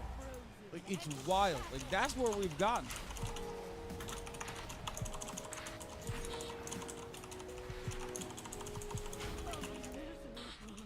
CryptoZoo.co. I am so excited about this project. It's so fun. It's a really fun game that makes you. Now that you have secured the A pools fun below, game that earns you money. How much did you guys make from CryptoZoo? I lost around $50,000 in CryptoZoo. I lost $40,000. I lost around $15,000 US dollars. I lost $25,000. $120,000. Not gonna lie, these guys all look like they'd be the type of dudes that life loses pools money are in in grave cryptocurrency. danger. Did they learn their Powerful lesson, primalists is or are they attempting to still burn all the evangelists? nesting Are they still areas. maximalists? You Are they must still clear them fucking to get advocating to for her. crypto? I will Have keep they watch moved from on to the above next while grid? I That's a confront question the I want to dragon know. who is leading this assault. $500,000 The answer to it. Australian, which is $500,000 in CryptoZoo. Shut up! No, you haven't. Yeah, 500K. Today we're investigating Logan Paul's Crypto, a blockchain game that made millions, but never worked. Some of you guys think you know the story, but it goes so deep. I've uncovered sociopaths, billionaires, fake orphans.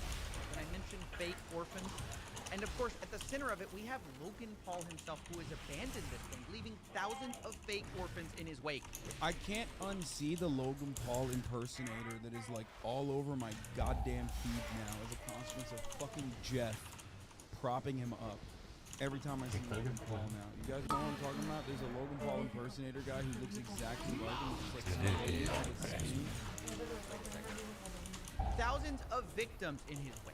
Now, you'll be hearing from some of those people because their stories are heartbreaking. This is the first in a 3-part series that's been a year in the making. And if you like high-effort investigations like this one, please consider supporting this channel on Patreon. I don't take sponsors. We are viewer-supported, so if you want to and are able to, thank you. Either way, enjoy. For the last 6 months, I've been working on my own NFT project. We have a massive team behind it and are probably out of pocket $1 million just because we believe it's going to work. September 1st, CryptoZoo.co. We don't scam. I've never scammed anyone before. Logan cares extremely deeply about his audience, loves his brand, doesn't have to scam to make money. Yeah, no, that's true, which is precisely why this is like worth. You know what I mean? Like, he doesn't have to scam his audience. He's already like a multi-millionaire. This is the exact opposite of what Logan Paul has done with respect to his like WWE career, okay? On the one hand, you got a guy who actually is like putting his money where his mouth is, working out really fucking hard, like doing everything the right way, and you see it like it shows, okay? His performance in the arena was objectively good. Everybody liked it. And then also on the other hand, he has this shit, which is in the exact opposite side, where he's like, yeah, I'm just gonna scam people a little bit. Welcome to part 1, the $1 million mystery that began this whole story. Like many people, I first heard about CryptoZoo from a podcast Logan runs called Impulsive, which was the experience of a lot of people that I spoke to. So I first heard about it on the Logan Paul podcast. Impulsive, I think. It was off one of the Impulsive episodes. The thing that I'm most excited for, and this is the first time I've ever said anything about this. For the last 6 months, I've been working on my own NFT project. I think there needs to be a fresh take, and this project that I have is that fresh take. Now look, at first, I was just as surprised at this pitch as anyone else because I just got finished roasting Logan for a different coin called Dink Doink, which his fans lost money on. I'm a Dink Doink fan. Dumbest I've ever seen, that's why I'm all in.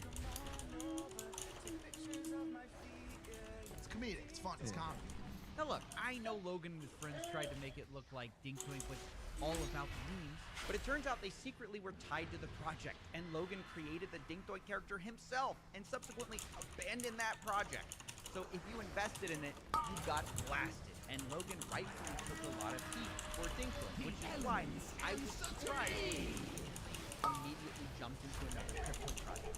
But Logan existed in CryptoZoo? Well, I mean, that's kind of the reason, right? Like, he did Dink Doink, nothing happened, so he's like, why don't I just do this again? It was different. It wasn't his friend's project this time, it was his. And it wasn't even a project at all. It was a Yeah, he saw how much money his friend probably made from Dink Doink and was like, oh, fuck, like, oh, shit, like, I could have made way more money if I did it myself. I should be the one making the rug and then pulling it, rather than just pulling the rug, you know? Game that could earn you money. I'm excited to launch my game. You keep using and you just did it again, you keep using a word there. Game. You're not using like a project. It's a game. It's a game. It's a really fun game that makes you money. Now you might be wondering, how is it possible to earn money from a game?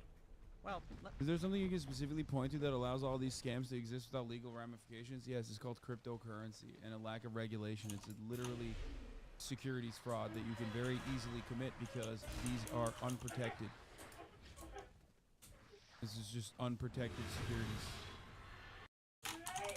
There is no, it's like, just not regulated.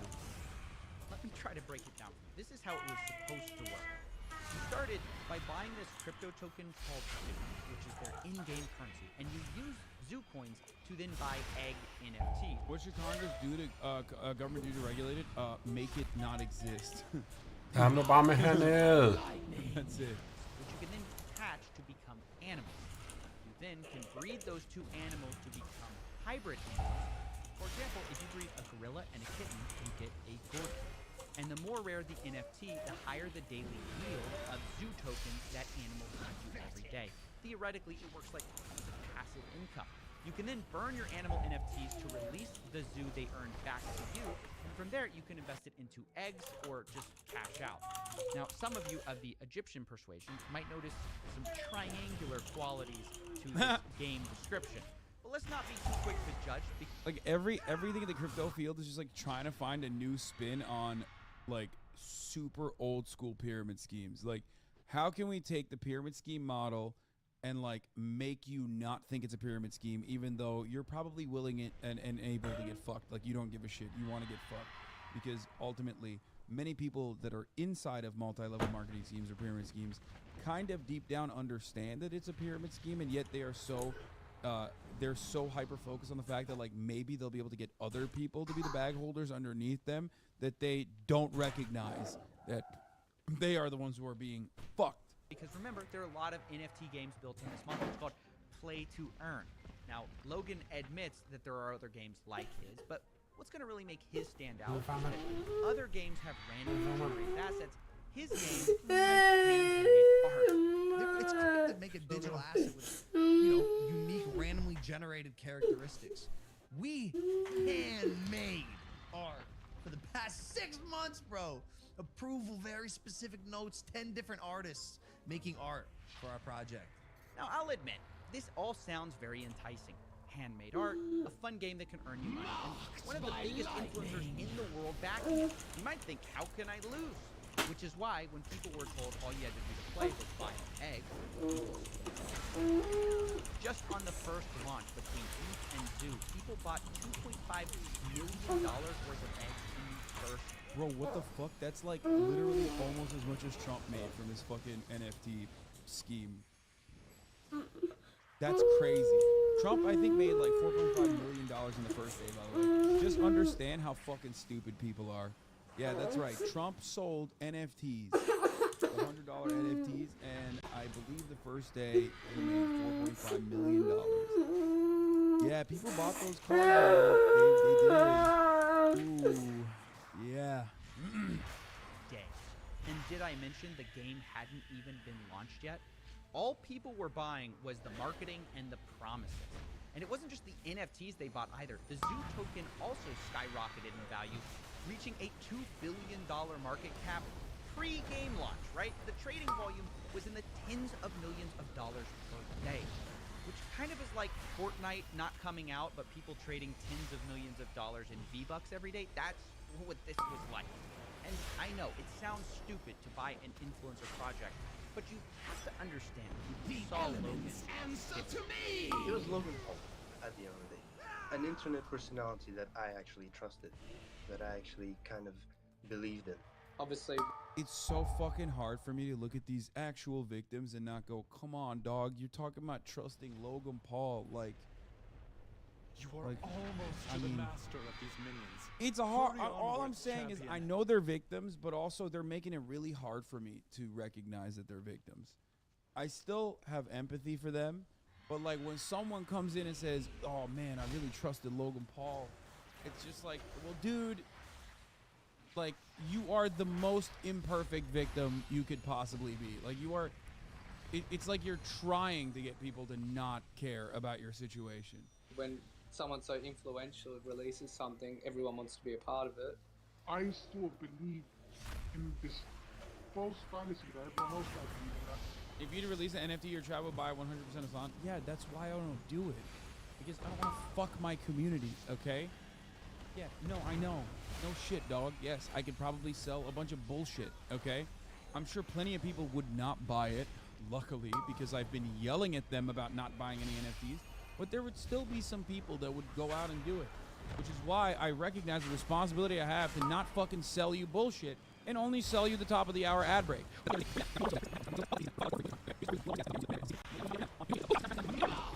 Here's the 3-minute ad break now, though. They trusted that Logan Paul could attract a big enough pool of suckers for them to cash out on totally unsympathetic victims? Yeah, I think so. Logan Paul's a changed man. I thought it was a safe place having a guy like that identified, like Logan Paul being the head of the project. They had seen this story he had been telling everyone, that he was this reformed influencer, right? That he was no longer a reckless clout goblin just in it for the money. They thought this time it's different. Logan Paul couldn't possibly scam us, right? But as the game got closer to release, the CryptoZoo team started releasing the first ever photos of these animals. And come to find out, this handmade art story wasn't really true. It was actually Adobe stock photos mashed together. This was the sort of first red flag of this project. And I made a video about it at the time, but it was kind of surface level, and something didn't add up beneath the surface. Something where I just couldn't shut this case down in my head. It was actually part of the announcement video that something they said. See if you can spot it. We have a massive team behind it and are probably out of pocket like $1 million just because we believe it's gonna work. Yeah. That's the line that started this whole mystery. We spent $1 million on development. I couldn't get this out of my head. You know, is he lying? There's no way he expects people to believe he spent it on art. So wait, maybe he spent it on blockchain stuff, right? That's what I thought. But then I audited the smart contract, and it's not handmade at all. It's not even original. It's what's called a fork, a copy of some other code that exists out there. One of them is called Floki Shiv X, which launched before it. So Where did this $1 million go? I didn't understand. And I think he just lied, right? He just didn't. Logan just kept repeating this claim. We put hundreds of thousands of dollars in it. Personally, the whole team, $1 million plus. Now, at the time I'm looking into this, there's a teaser going around for Hatch Day, which is the day you can hatch your egg NFTs. And it kind of symbolized the true launch of crypto. So I thought, maybe this is it. Maybe this is where they spent all the money on their game. Even their community manager, Ben Roth, promised people after Hatch Day, things will take a turn for the 180. So I put Ben Roth on the board too. I needed to know all the characters in cryptos, and I waited. And finally, on November 3rd, 2021, Ben Roth turned out to be right. Things did take a turn on Hatch Day, only for the worse. Let's meet one of the victims, Helicopter Bob, to explain why. My name is Rob, Helicopter Bob, lost just under $7,000 with crypto.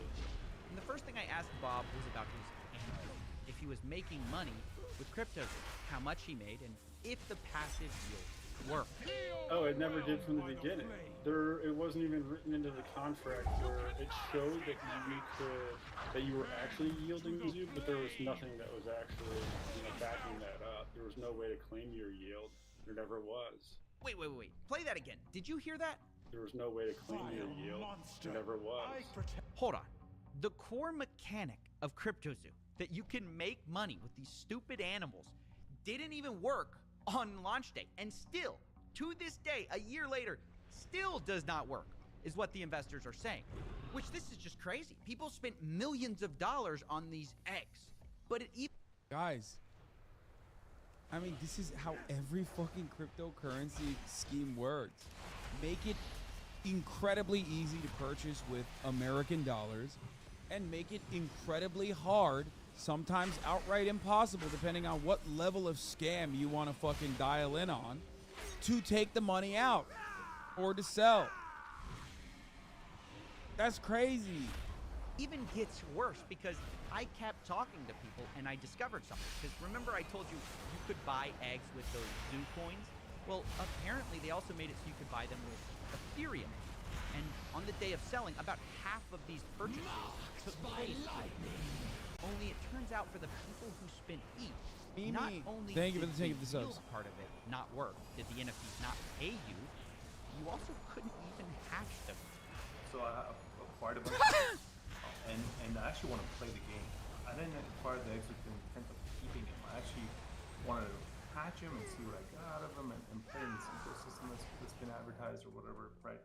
And then I can't do anything. It's not showing up on the website when I... It's so fucking hard for me to have sympathy when you see like a full-blown adult man, dude. I do, though. I sympathize. It feels sad. It feels sad. He just wanted to play, dude. It's fucking sad. It's sad. These guys like literally got robbed.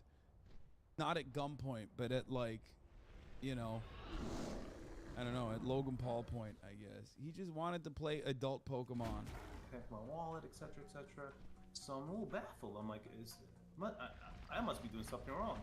So I open up a support ticket. I open up a support ticket with CryptoZoo, and Ben Roth is actually the person answering my support ticket. Oh yeah, no, it's down for the moment, but we're working on it.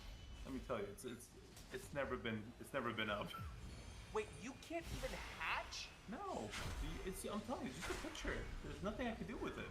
You're kidding! You can't hatch? There's nothing I can do with it. You can ask any of the it's basically worth nothing whatsoever.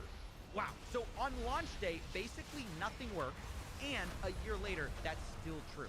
Now, after this was discussed... That's insane, dog. Like, at least let him see the fucking moose, dude. What the fuck? That's so messed up. He just bought a picture of an egg. However, the price of food fell 63% in just 24 hours. And at this point, Logan Paul basically goes silent on crypto. No more podcast mentions, no more saying he handmade art. CryptoZoo already got millions in investments, but Logan only speaks in the Discord twice over the next year. Not gonna lie, I think like they're just getting like this kind of stuff almost makes you see like how much harder it is to like do Ponzi schemes in the real world with like real money, where you can be fucking hit with like some level of regulation. And then there's like pyramid schemes that are technically working, but it's still a rug pull. And then you get to the bottom of the barrel where it's just like, give me fucking money and you'll make a lot of money back. I'm a reputable person. And then you just have no method of getting that money back. It's just like, yeah, I'm going to run out. I'm going to run away now with all of your money. Okay? It's like, it's crazy to me that like even the Save the Kids token to a certain degree is like a more well thought out rug pull than this one. Like, it's wild. Like, that's where we've gotten. Like, there is literally every time I think to myself, can we get any lower than where we're at? Can we get any lower than where we're actually at with respect to like the level of scamming? Like, what's next? The only thing that's lower than this is if they didn't even get photos of the fucking eggs. Like, they just didn't even care to make like the promise. And they were just like, bro, just give me your money right now and I'll give it back to you double the amount tomorrow. That's it. I already ran the top of the hour ad break. Stop fucking throwing me snowballs or poggos thinking that I'm going to run it. Paris, not Paris. Thank you for the 5. Get the subs, by the way. To say, quote, sober, currently shaking my head, and yo. That was his contribution to this project. Meanwhile, his community manager, Ben Roth, was actively claiming that Logan was going to be marketing CryptoZoo any day now. He told people things like, Logan is an uncontrollable marketing guru. It's over when we launch. And when we have a product to market, it'll get marketed. And marketing will crush. I promise you. And this disconnect between Logan abandoning the project... Bro, this motherfucker couldn't even make it on the comrade board in my Discord, by the way. Marketing... I'm sorry, but these are awful numbers, okay? Bob Lee, thank you for the 25. Get the subs. Like, Hoscord stays on top in comparison to these fucking scams. Holy shit, I can't believe I'm defending the integrity of Hoscord here, but... What comrade board? Is it gone? Oh, I didn't even know. Damn, that's how little time I spent in there. Wait, it is still there. What do you mean? Why is it RIP? It still looks to be there. What is this? Scuff that's comrade board. Hassan, pay for our bot. Please wait, what happened? Service that the bot runs on is no longer free. Oh, okay. I mean, I'll pay for it. What happened? Scammed him? Hog you? Exploiting bot labor? You know me. Bitch, I don't touch anything in Discord, okay? That just runs on its own. Lamar Haas says he's a socialist but is unwilling to pay for community things. Every moment that I let that fucking toxic waste of a space exist on this fucking internet is a moment that I am being the most gracious leader you've ever seen in your lives, okay? Every goddamn moment.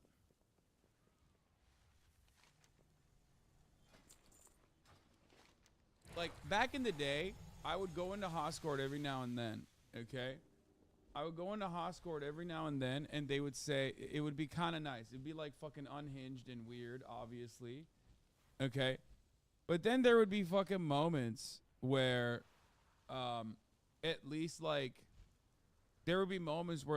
So, this is apparently Henry Cavill... new smear just hit, and you know what? It makes him sound great. Excuse me, when we're in the show, no, let me as someone who gives a shit tell you what to do here. So this is what the transcript was, and source trust me. Well, this is again, it's from a podcast. It's just what they're saying. Okay, I'm not saying this is an account of it or anything like that. Let's go. I want to make sure these are the exact same too. The transcript from the More podcast, Henry Cavill leak, XO. Okay, here we go. I recently got this message and somebody was like, do you want to know what really went down? And I was like, sure. So let me just read it. It says, at the beginning of the show, Henry was good to work with. A lot of unusual demands that made people feel like he wasn't really a team player. But that's not usual for a big star. Though in TV, it truly doesn't happen until the second season. But in season 2 and 3, something shifted. And he became really impossible for women to work with, which is always a big problem. But even worse here, because the showrunner is a woman. he would try to overrule her and try to get changes made last minute across the board without her knowledge, which, if you know anything about show running, is completely fucked. The showrunner has to sign off on every minuscule detail down to the buttons on a costume. Female writers and directors were suddenly completely ignored on set, unable to do their jobs. So basically, what does this really mean? So he's not being a team player, and then all of the other people that are on the team are women, and so they're pointing this out, and it's being constructed in a way that it makes it look like Henry is, of course, the reason why he's not working with them. Of course, it couldn't have anything to do with what they're planning. It couldn't have anything to do with, you know, whether they're adhering to the books or not, or, you know, anything that's authentic. It's just because they're women.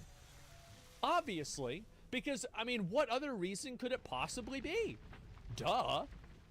Yeah, it could, maybe not. No, it can't be the script. It can't be anything else. It's got to be because they're women. Okay, here we go. Let's watch this here. Showrunners, female writers and directors certainly were ignored on sets. Every department head was complaining. He started making comments. It wasn't a sexual thing. He wasn't grabbing anyone or being lewd, but it was disrespectful and toxic all the same. He's deeply addicted to video games. Oh, here we go. Yep, there we go. He's deeply addicted to video games. Yeah, a toxic man. Well, I don't know what he's saying at all. I mean, I think that it's very clear. It seems to me, like this is my read on the situation as somebody who knows nothing about it, is that it seemed to me that Henry Cavill felt like they were relegating him to a background role in the show. Melotrix, thanks for 5 subs. They were relegating him to a background role in the show, and in the process of doing that, it felt like they were betraying what the books were supposed to be about, and this is something that he's very passionate about, so yeah, he was probably negative about it because he's getting forced into playing a role that is effectively just a tool for them to tell another story that doesn't have anything to do with The Witcher. So yeah, of course he would probably feel that way. And also, like, this is going to be like their take on things. And like, what is toxic or disrespectful for a person like this? I don't know. Let's go to the next one. He's deeply addicted to video games, to the point where it was like working with any other addict. He was distracted. He was late. He was obsessive. And a lot of people think that the misogyny came from Gamer World. Oh my fucking god! How does anybody believe this shit? This is unreal! Oh wow, it came from Gamer World! Oh man, what is that next to Disney World? Get the fuck out of here. I hate this bullshit about how gamers somehow hate women. Get the fuck out of here. Like, yes, there are gamers that hate women, but most people that play video games don't hate women. Why the fuck would they hate women? Like, some of them, many of them are women nowadays. Like, it's just so misogynistic to assume women. Yeah, it's like, I love, like, the undertone of this. Like, oh yeah, the misogyny came from Gamer World because women don't play video games, and all the men who play video games hate women. That's why they don't play video games. And I will absolutely, 100% unequivocally say that there are a lot of guys out there that do play video games that are misogynist. It's not even a question.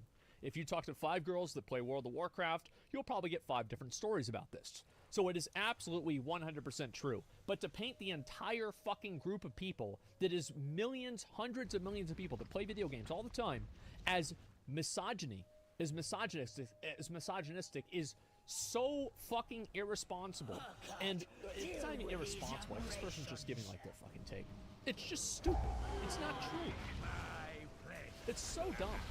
Video game bro language is not how you talk to coworkers, and he wouldn't stop. What? Video game bro language. I would love to see an example of what video game bro language is. You know what I mean? You can point any group of people and say they hate women. Yeah, exactly. It's just, it's so dumb, man. Going big dick. Okay, I will grant you that he probably, you know, nobody should go around work and say like, all right, we're gonna have to go big dick on this accounting project. Like, don't say that. Definitely a bad idea. Someone on the show compared it to watching him get brainwashed, watching somebody get brainwashed by QAnon. Like his entire personality shifted. Eventually, his disrespect escalated. And this is kind of what I don't like with groups of people like this, is that it seems like whenever this happens, they go down the list and they're like, okay, so if you do one of these bad things, they just kind of put everything else on top of you as well. Like QAnon has anything to do with video game players. Like being a misogynist has anything to do with QAnon. It's nuts. Yeah, they went straight for QAnon. Yeah, like what the fuck are you talking about? Like, I've seen people that are brainwashed by QAnon and believe that kind of stuff. And I remember my mom showed it to me, and I'm like, all right, you know, QAnon, let's see if it's true or not. And they say, so in 2 weeks, Trump's going to arrest Hillary Clinton. And okay, all right, sounds good. When 2 weeks come up, where is it? She in jail? No? Okay. Okay, all right. So, yeah, I don't know about this. Okay, so now they say in 2 weeks they're going to arrest all of the generals in the army for disrespecting Trump, and Biden is going to be exposed for being in a fake White House, and Trump's the president after all, and he's going to put all of the all of these other people in jail, and the Patriots are going to win, and this is only in two weeks? Okay, yeah, I can wait for that, sure. I will suspend my disbelief, and let's see if this is true. And waited 2 weeks. Let's see, I'm waiting. Fuck, wait. Where's a, like, yeah, it's like, it's always 2 more weeks. And I at a certain point, I asked her, how many times? And she said, my mom fucking did graduate work for being a, for being a psychologist. Like, she was, fucking scientifically trained. She has a college degree, had a college degree. She knew what the fuck she was talking about. And I could tell because I structured it in a way. And she's like, yeah, man, I don't know. And I'm like, yeah, you do. She never admitted it.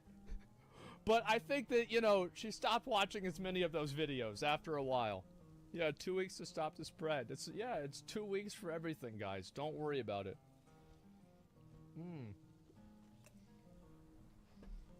Let's finish this. He would rewrite scenes without even alerting the other actors in the scenes until it was time to shoot.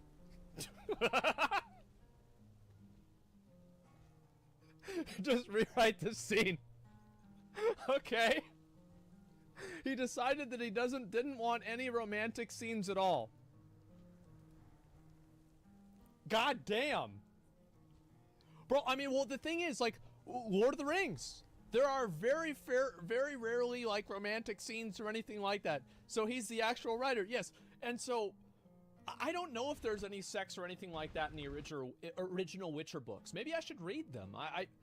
This kind of, yeah, I'm confused about this, yeah. Lord of the Rings was ruined, yeah, Good Samaritan. That's it. And he wanted no kissing, no shirtless scenes, etc. He wanted complete control of storylines, but really had no idea of the limitations of TV, structure, and budget, etc. Oh my god, read that, I just read it, read this. He formed a weird alliance with one writer who was also a gamer. You guys can't see this, but let me just go ahead and make sure I don't want anybody to miss this.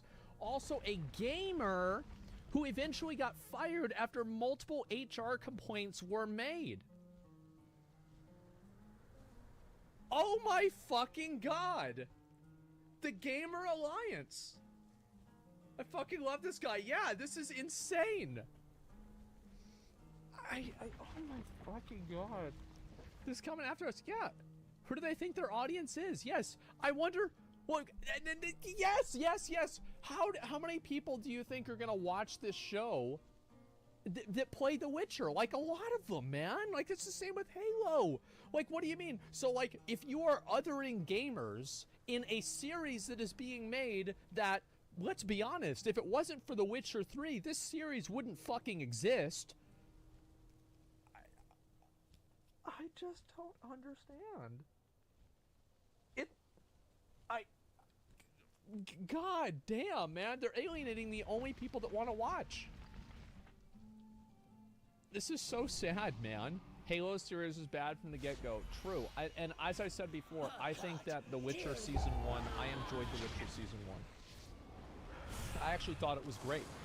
I think that after that, people said Season 2 was bad. I watched the first season of Sword Art Online.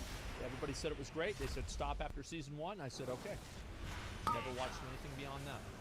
That's totally fine. And I do know that there are people out there who watch these shows. Like Cowboy Bebop was another one. My dad watched Cowboy Bebop. Like, not the anime. I don't think he's ever watched any anime in his life. Except for SpongeBob or something like that, right? Which is clearly not the same as anime. And he'd watch that with me. And I remember one time there was a news article that came out that said SpongeBob makes kids stupid, and he made me read the article. And so, yeah, he wasn't a fan even of that. But he watched the live-action Cowboy Bebop. He thought it was pretty good. And so it's not that there aren't people that don't like it or that like it, but it's just like you can get the best of both worlds. Yeah, that's a Sword Art Online. Alexization is better than Season 1. I'll keep that in mind. Yeah, Dushout? Well, no, he just liked it. It's fine. And, like, yeah, he never watched the anime. He didn't really care about any of that stuff. For him, it's like, okay, well, let's just see what this is. Okay, let's keep going. Also, after that writer left, Henry did anything he could to hold up production and cause problems.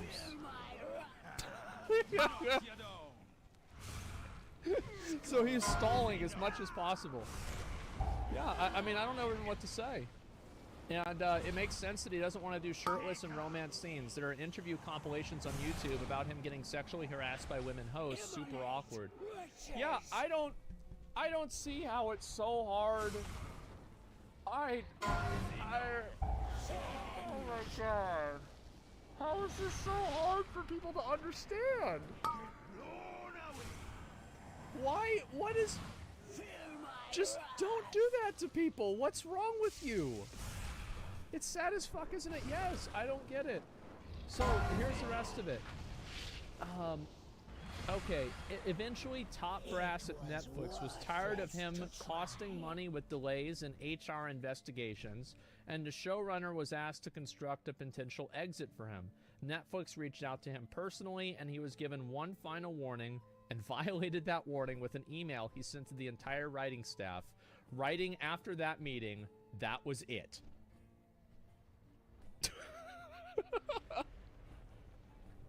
This seems like some weird fan fiction.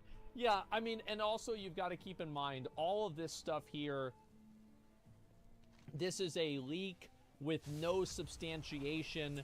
There's no evidence for it. There's nothing about this that proves anything whatsoever. This honestly wouldn't surprise me. I'm waiting for the showrunners to open up other experience on the show because it speaks volumes for actors in Yanning Siri. Said nothing about his departure. They have former writer said the writers were the problem, and an actress praised Henry's professionalism. Yeah, apparently there was somebody who was on set with Henry Cavill, and she was instructed that you couldn't try to talk to him and get him to talk about his personal life. It's like he just didn't want to talk about his personal life at all. He just wanted to do the movie, and that's it. Yeah, look up Dukes Moy. I don't know who this is. The only time I've ever heard this, I've ever heard this name before is like during the Amber Heard trial. There were a bunch of people on this subreddit that were talking about how she was like innocent and it was all like a conspiracy. Yeah, it's just nuts, man. I think it's got a career. It sounds like you meet a man today, a 19-year-old girl in his 30s, and made Me Too movement about him. I love how. I love how now things have been escalated to the point where dating somebody who is an adult is now some sort of an offense. This is so weird to me. Yeah, Dumoy is Me Too in French. Oh, I guess that makes sense. Oh, wow, I never knew that. Okay, that answers a lot. Thanks for that. Yeah, I had no idea.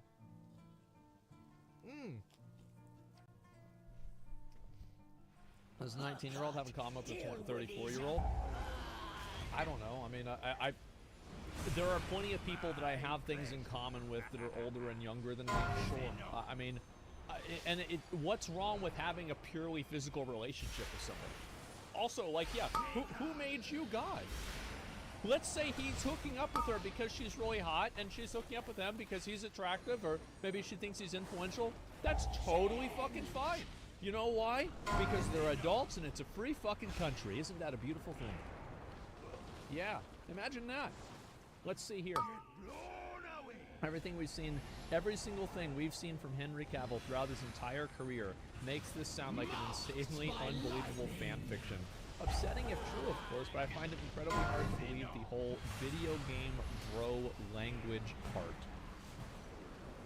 He was speaking in gamer language. Anyone believe this?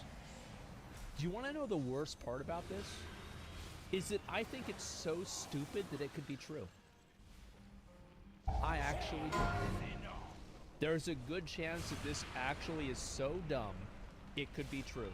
There's an element of it that's true. Now, obviously, like, you know, you paint one side of the story and then it's going to sound one way, and then I'm sure, to be honest, he's probably never going to speak on this. Because that's the way he, like, I think that it's a very good way of handling drama. With a lot of cases where, you know, somebody says something bad about you, you just never respond. You just keep going, and, you know, you're an actor, that's it. Mario comment was gold. They took reality and skewed it that way. Exactly, that's the way things go. Seems like Cavill cares more about his work and respecting lore. Now I like him even more. Yeah, exactly. He started making comments. He root saying. And this is also one part of it that I think that, you know, people who leave things for a lot of gray areas, they create a lot of gray areas. This is a intentional thing. And, except what's the accusation? There are no details here. He made unusual demands, such as he started making comments, like he rewrote scenes. Which ones? He held up production. How? Every department head was complaining about what? Nobody has any idea. Yeah, there's a vague implication of misogyny.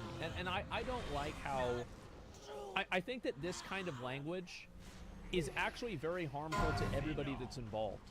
Because what it does is it masks actual real misogyny and people that have a genuine and authentic resentment towards women. And I know that you guys have probably seen, have you ever been around somebody who's an actual racist?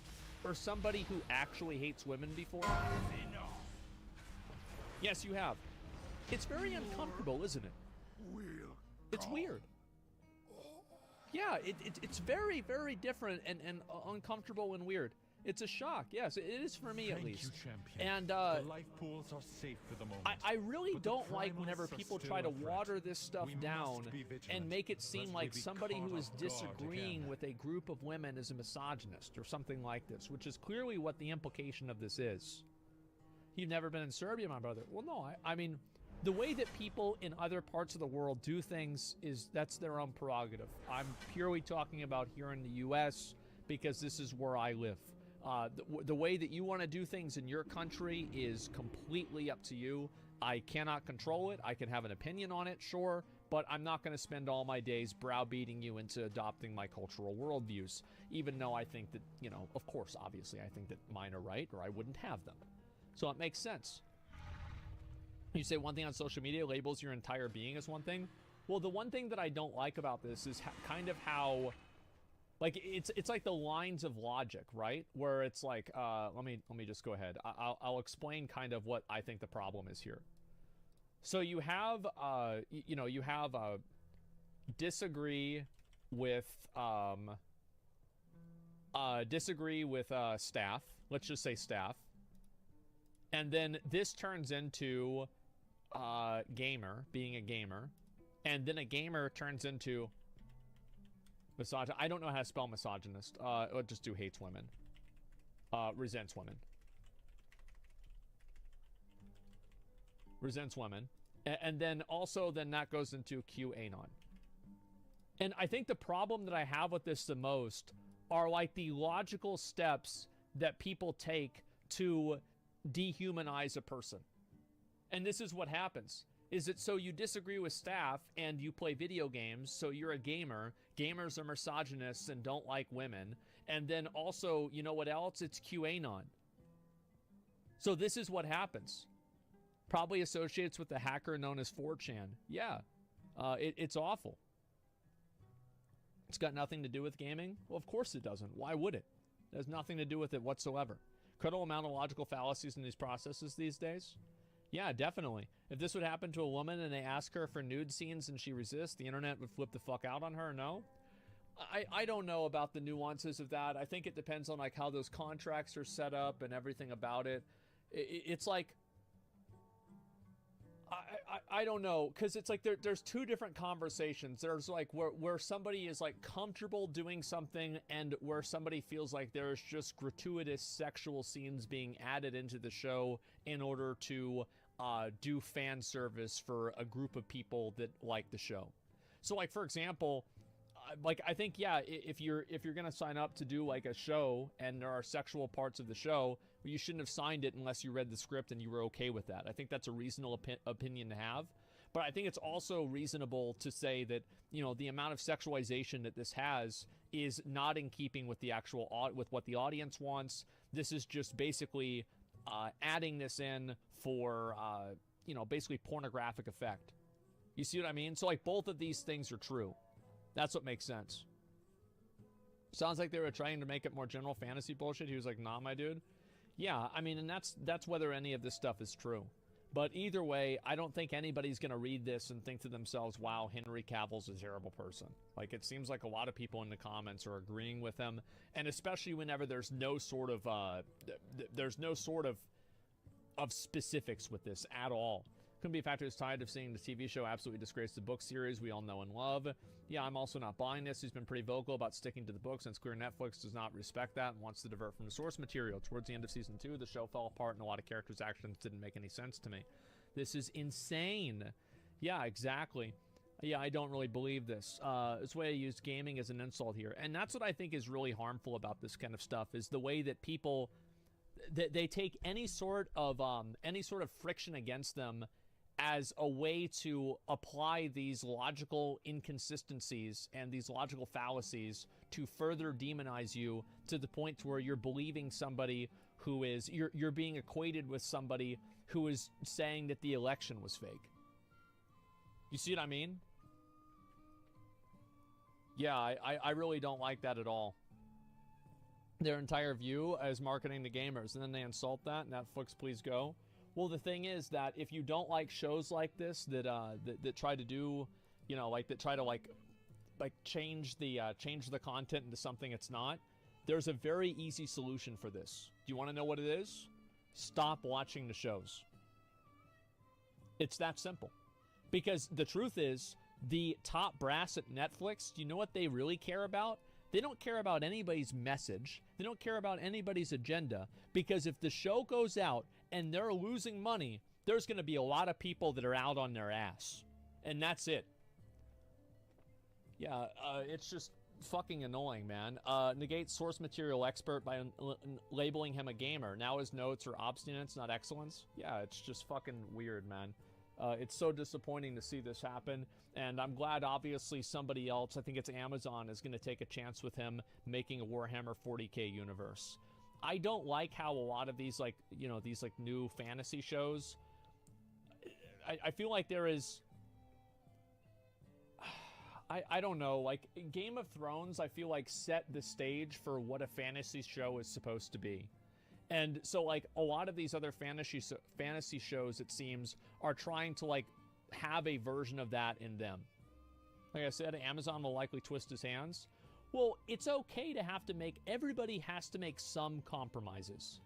And some compromises are okay, but it just depends on what the compromises really are.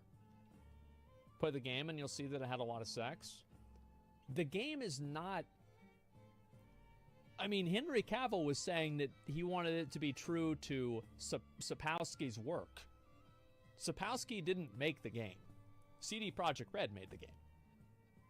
So yeah, I mean, that's my understanding. So it doesn't make sense. There isn't graphic sex in the books. Well, I don't know that. And that's why I didn't really want to comment on that as much. But I was saying that it does kind of make sense if he's talking about how good Lord of the Rings is, because Lord of the Rings, in a very unique way, doesn't have any real sexual scenes or anything like that. Check out this person's other tweets. They actively mock and belittle men. What is this here? Witcher, Netflix enthusiast. Another opinion, another slay.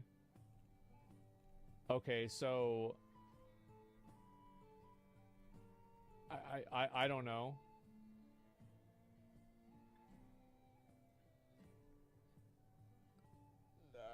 Yeah, I have no idea. Something tells me Blood Origin will be so very gay. Slay.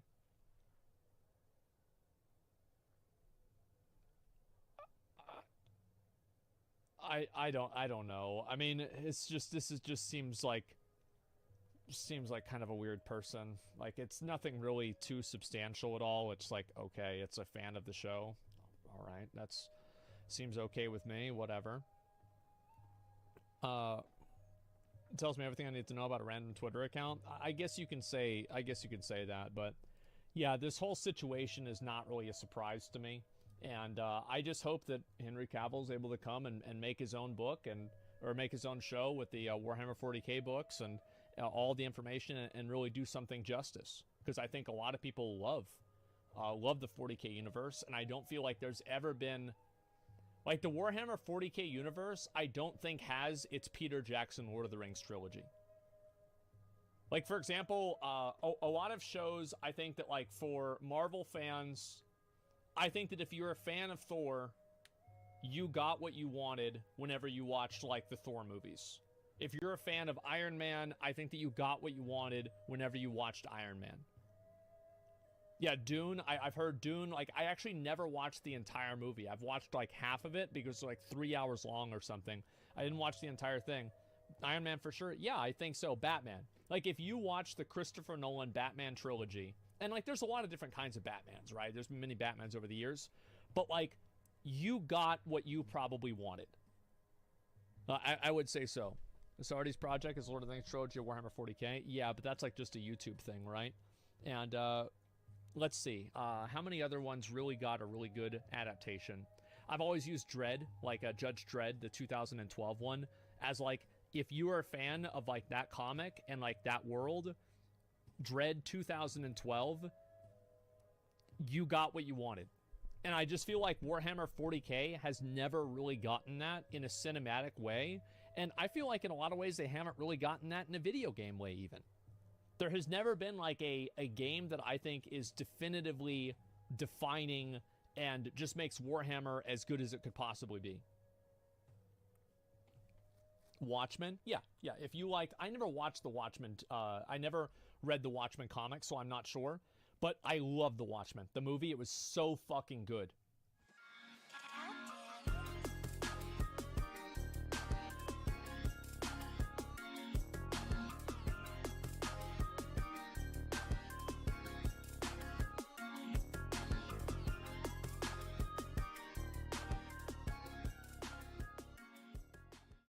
Sup, you beautiful bastard. Welcome back. I got a fantastic Sunday community show for you today, but the first thing, big news. This is the penultimate episode. This is the second to last Philip DeFranco show of the year. Meaning on Monday, I'm going to put out a brand new episode of the Philip DeFranco show, and then from there, there's really only going to be shorts on this channel until January 2nd. As far as why shorts, I can knock out like 2 of those things a day, 7 days a week, and it won't interrupt my vacation, which if it did, would likely increase the odds of my wife killing me. I mean, me having a random unfortunate skiing accident. Also, oh no, Lindsay, I really hope I don't have a random unfortunate skiing accident. They're gonna think it was you. So how I want to start this, in case I don't say it tomorrow because I'm bad with goodbyes. 1, thank you for another fantastic year. It's wild that we've been doing this for so long, even if you're new. Welcome to the family. And 2, how about we just enjoy our time together? You hit that like button and I jump into it. Though of course it is Sunday, so before I do that, we gotta take a look back at the week we just all lived through with a little help from our friend Zed Tabani. Oh, he's our friend now, not even our recap correspondent. Zed, how are we closing out this year?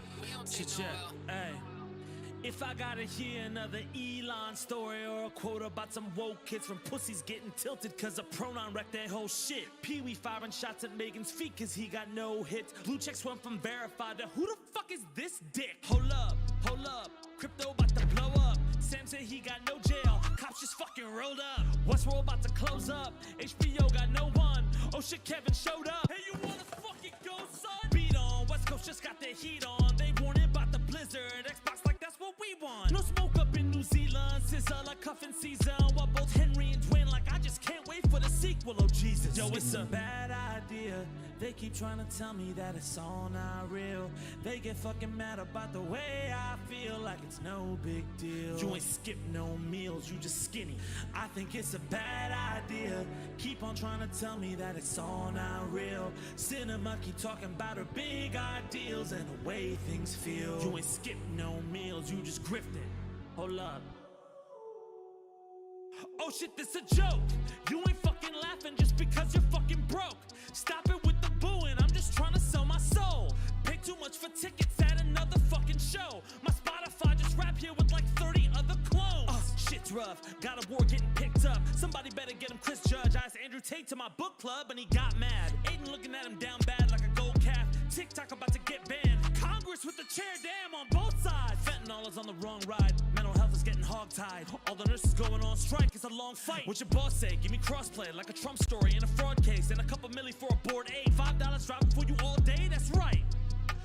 Biggest announcement, America needs a hero who's like a shady accountant. That's why Trump's coming out with digital trading cards for the answer. Hey, who wants to trade for my blue eyes white Klansman? It's a bad idea. They keep trying to tell me that it's all not real. They get fucking mad about the way I feel, like it's such a big deal. It's a pronoun, dick, not a kitten. I think it's a bad idea.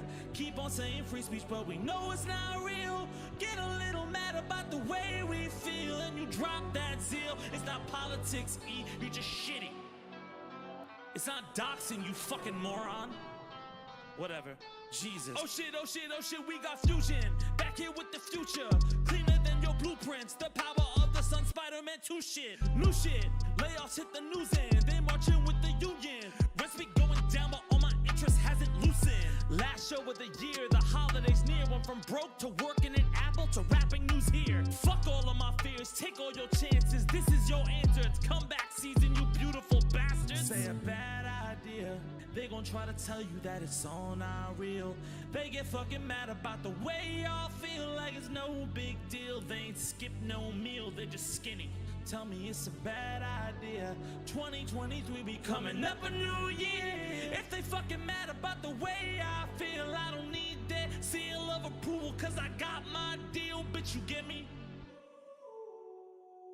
On time? Just in time as always. But now, let's jump into specifics starting with Monday. With there of course being so many reactions to the story about Elon Musk getting booed while on stage with Dave Chappelle, with there being this kind of general consensus that Dave and Elon being friends makes so much sense, with the general reaction being kind of just laughing at how pathetic Elon Musk looked, both during his time on stage where he was being booed and he didn't know what to say, as well as how after on Twitter he tried to characterize it as 90% cheers, though he later deleted that sad claim and tweet. But also the number of comments on that were kind of just a drop in the bucket compared to the situation around the school district in Brevard, or the one where apparently you had students so out of control, causing chaos, causing all the staff to leave, with a beautiful bastard by the name of Catherine making it seem like while this district in particular was awful, it wasn't an isolated incident. Writing, I've been a public high school teacher for 10 years and I've never seen it this bad. The part that makes it so hard for us is that we're expected to fix everything and we can't. Every moment I spend stopping a fight or managing an outburst is a moment I'm not teaching or trying to develop a positive, safe atmosphere in my classroom, which is what students really need to work on their mental health and try to learn something. When we ask admin for help, all we're told is we're not doing enough to build relationships or create interesting enough lessons because students won't be misbehaving if we were. All we get is accusations for not doing enough instead of genuine help and support, and people wonder why we're quitting in droves. And you had Robin trying to give us some insight into the students there, with her having actually been one in Brevard and clarifying that it's a low-income area known for abusive households. They're saying a lot of their behavior is likely learned at home, but saying at the school itself there are almost no resources for students to get help, as Robin herself, quote, actually reported my family for abuse in high school and 2 police officers told me it was normal and to get over it, saying they never sent social workers and only did 1 checkup on me, and saying I have so much frustration from my schooling experience and have little to no trust for many authority figures because of this. But Brevard wasn't the only story about workplace frustrations, right? We had that situation with the nurses getting fired for sharing what makes them mad at work, aka their icks. We saw that a handful of y'all felt that what the nurses did was fine or justified, saying in defense of those nurses, I was recently in the hospital for a week with pancreatitis, and during that time I had 5 different patients share a room with me. 4 of those 5 treated the nurses like they were their personal servants. I couldn't believe what the nurses had to put up with. And people saying they're being unprofessional or acting like these nurses said these things to the patients. But at the same time, the vast majority we saw commenting on this understood why the nurses got in trouble. With one group saying, hey, it's okay to be frustrated about work, but posting it to TikTok lacks professionalism and tact. Others also feeling that the nurses were in a unique position because they're working with vulnerable people. And Skylar specifically adding, nursing is different to complaining about other jobs because you're dealing with vulnerable people in the worst moments of their lives. Talking about how the tomato soup wouldn't stack at Kohl's or how this person at your workplace peer pressured everyone to do a Secret Santa is not the same as complaining about a cancer patient being disoriented or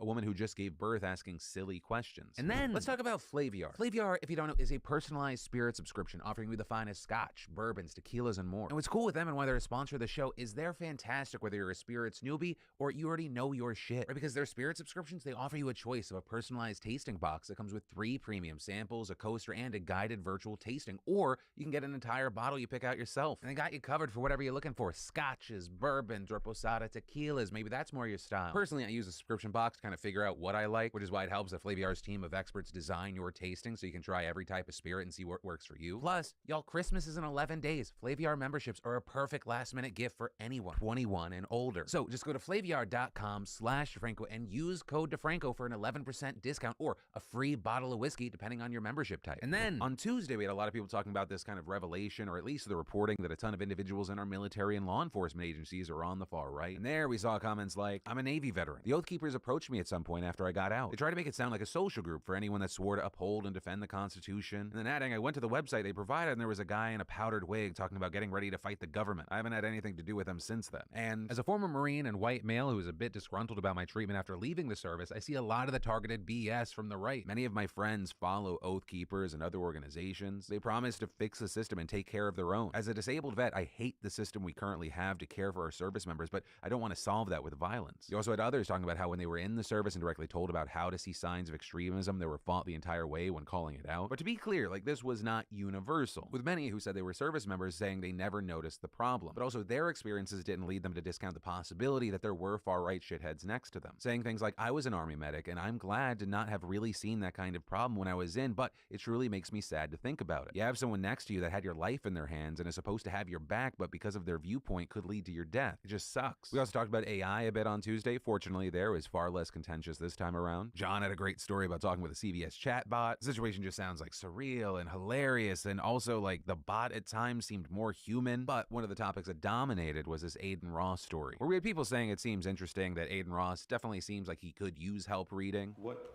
does a fascist mean? Far right authorization on ultra-analytic, oh my God, ultra-analyst, political ideology movement characterized by dictator leadership, centralized autocracy, militarism, forcible suppression of opposition.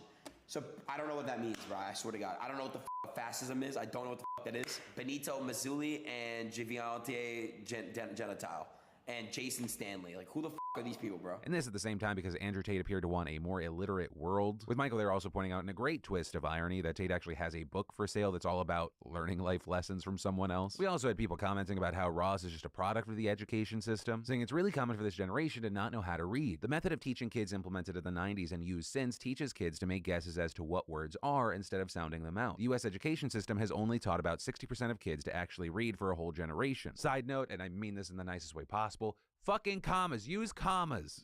It took me 3 swings to read that sentence. Also, just to push back a little bit, the reason they do this is because that's how the brain actually works anyways when reading words, like regardless of language. And that's on top of the fact that English has a series of multiple writing rules from various languages that all clash with each other. So sounding it out could make little sense unless you know that X comes from German and thus follows those rules, or from French so it has a different set of rules to sounding it out. But also, as easy as it was to bash Ross over his shocking reading ability, like I offered, we also saw some praise over his decision to not platform Kanye. But for many, they also still didn't agree with him platforming Tate. Also, a quick thing about this episode, there was the incident where I think I said Maori, and I'm not even sure if I was that off. I don't like going back and viewing my mistakes, but I wanted to acknowledge it. It is Maori. I'm still gonna probably be off. I'm fucking horrible with tapped R's or anything like that. Also, I'll say I feel like I've been very transparent about just being shitty at pronouncing things that are like foreign to me. Literally 85% of my fixes where I have to go back and refilm something is because I pronounced a name wrong. Except on my shorts, because the writer that helps me with those likes when I accidentally mispronounce things because it boosts engagement judgment. So then there's just some video of me mispronouncing something that 7 million people have seen. But also, and I feel like I've talked about this, I feel like a certain level of cringe when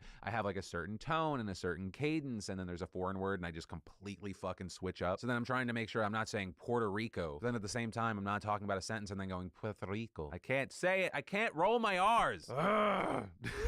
Puerto Rico. It doesn't even need that much of a roll and I'm messing it up. But anyway, main point of the story, I got a big, fat, dumb mouth. Deal with it. And then, though, I will say on Wednesday, I got a lot of props for my pronunciation, to the delight of all you British beautiful bastards. When I said twat, you were like, yes! You didn't say twat. And of course, that's because if I'm going to curse at you, I want you to understand. But also, the praise I got there was nothing compared to how much y'all hated that streamer being an asshole to a woman who was just answering a question. Right? He asked, Curvy, where the fuck have you been? She responds, well, my mom died. And he responds with, oh my god, well tell you what, Miss Dirty Curvy, you know what we're not gonna do? We're not gonna talk about it in my chat. It's Friday. And that is a whole big bucket of bummer. And pretty much everyone was on the fuck this guy bandwagon, with many pointing out that it's already hard to navigate a loss like this. And Chris and others saying things like him yelling at someone whose mom just passed for killing the vibe was much more a buzzkill than just being a normal human being and saying, I'm so sorry for your loss. Which, yeah, I think is a good way to acknowledge it while also, you know, not diving into it and focusing just on that and moving on if he really didn't want the whole conversation to be about that. Also, I do want to note, despite his initial apology, and then remember that 8-minute video I talked about where he was like, actually, never mind. He has continued to act like the victim in the situation and saying, of all the people, because understand, it's not just me, even massive streamers were speaking out against this. I saw the likes of Moist Critical and Hassan Piker saying, yeah, it's not fun when someone's trauma dumping, but that's not what fucking happened here. YouTubers or Twitch streamers or whoever, they're not your therapist. But if you ask a question and they provide a simple 4-word answer, you don't need to fucking lose your shit on them. But hey, while it doesn't appear to be the case right now,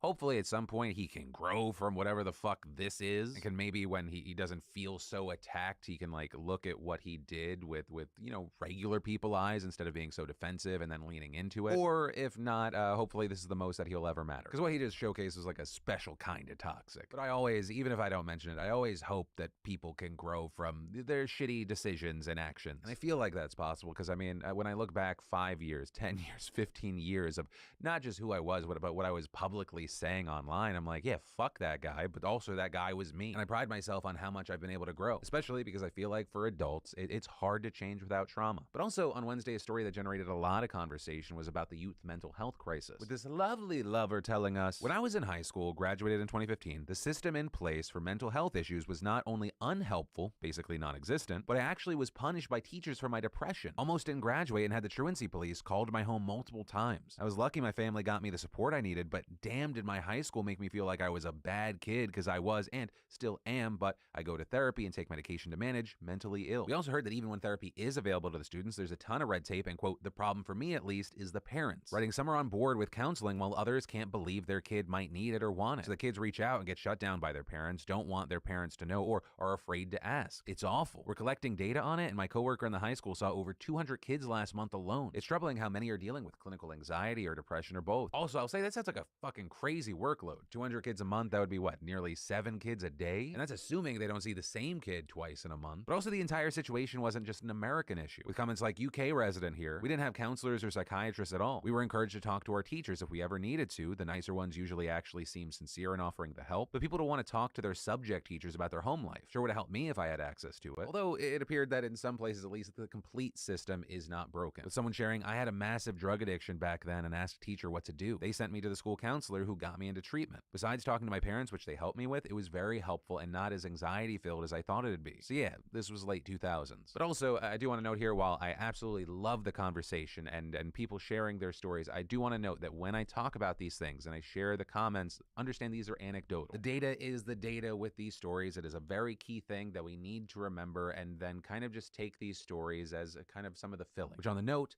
of filling brings us to the last standout story of Wednesday, porn. Easily one of my favorite reactions to the news was this.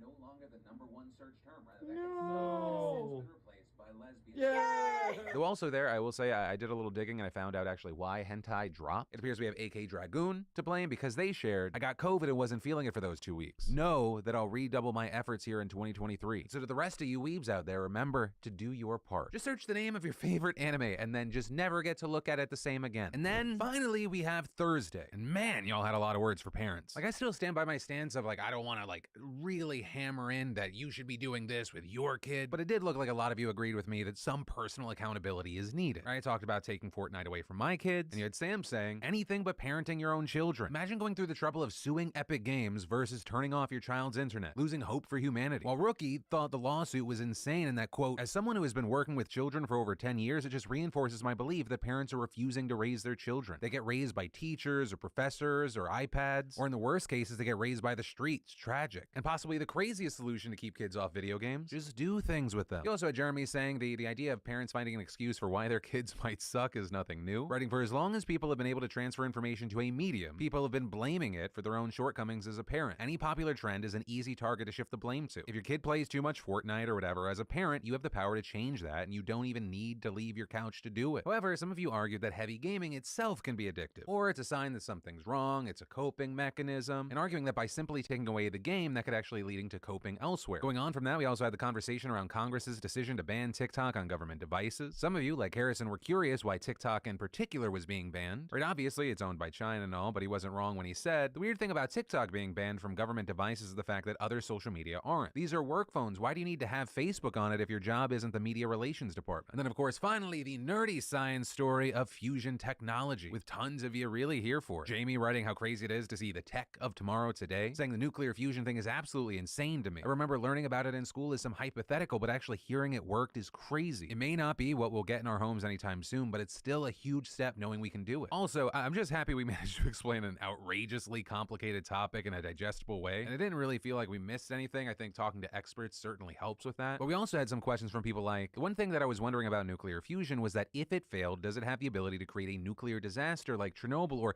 if it failed, it could just break equipment or something? Now, normally I'd say take my response with like a grain of salt. You know, to be completely honest, I'm not a nuclear scientist, but that's why I'm going to quote the International Atomic Energy Association, because they have answered the question directly and they say no, because fusion energy production is not based on a chain reaction as is fission, with them going on to explain that plasma is superheated to keep the reaction going, and once the process fails, the plasma quickly cools and the reaction stops. So it's kind of the opposite of nuclear energy as we know it, right? Which requires water to keep the reaction cold or it gets out of control, which in very specific circumstances can lead to a disaster like Chernobyl. Although, even with that, I do want to note nuclear energy is still among the safest and cleanest sources of energy. Chernobyl happened because people weren't aware of how its reactor actually worked due to being lied to. But hey, that's where I'm going to end this Sunday show. Once again, thank you for watching this and also being with me the rest of the year, unless somehow this is your first show, in which case definitely subscribe, but also there's one more episode for the rest of the year. But hey, I'll see you right back here in less than 24 hours, because my name's Philip DeFranco. You've just been filled in. I love yo faces, and I'll see you Monday.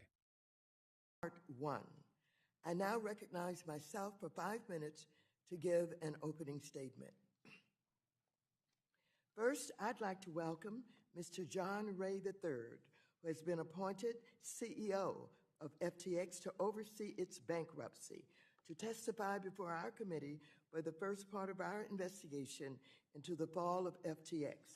I am hopeful that the arrest of Mr. Bankman-Fried, the founder and former CEO of FTX, means he will be held accountable for the fraud he has committed and the harm he has caused. He was scheduled to testify under oath before this committee today. Unfortunately, the timing of his arrest denies the public the opportunity to get the answers they deserve. Rest assured that this committee will not stop until we uncover the full truth behind the collapse of FTX. Just a few months ago, FTX was one of the largest cryptocurrency exchanges in the world, with a valuation of $32 billion in just 3 years since its founding.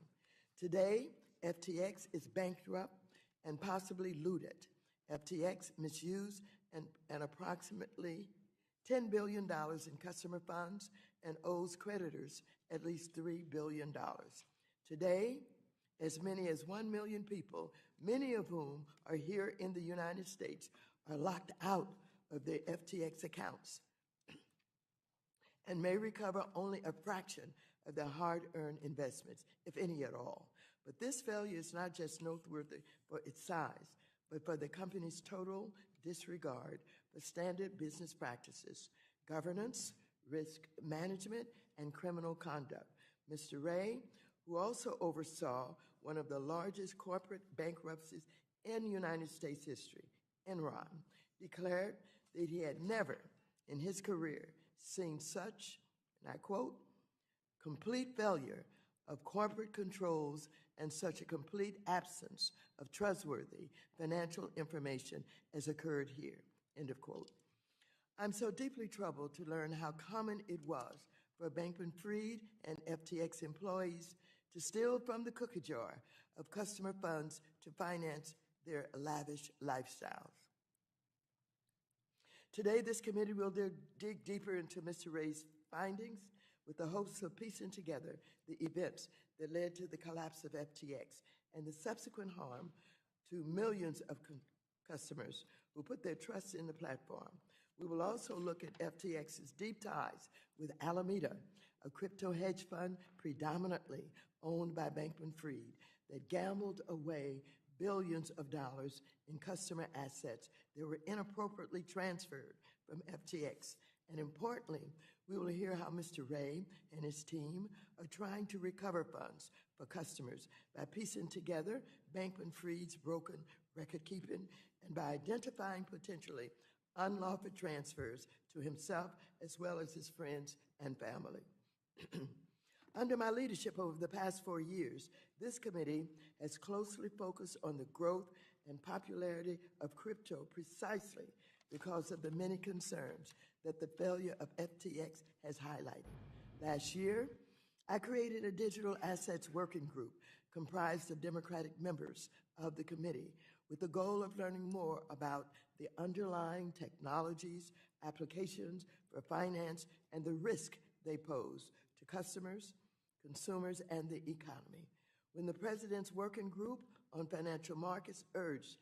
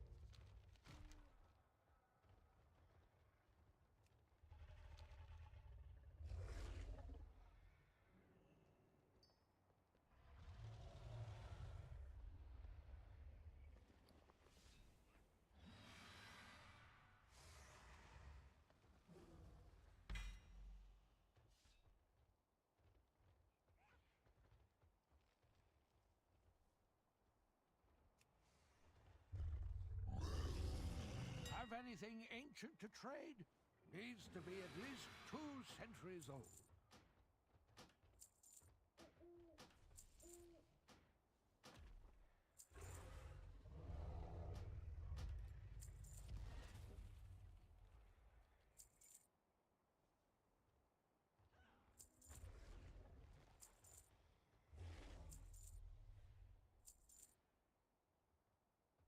If you find anything exotic, bring it to me.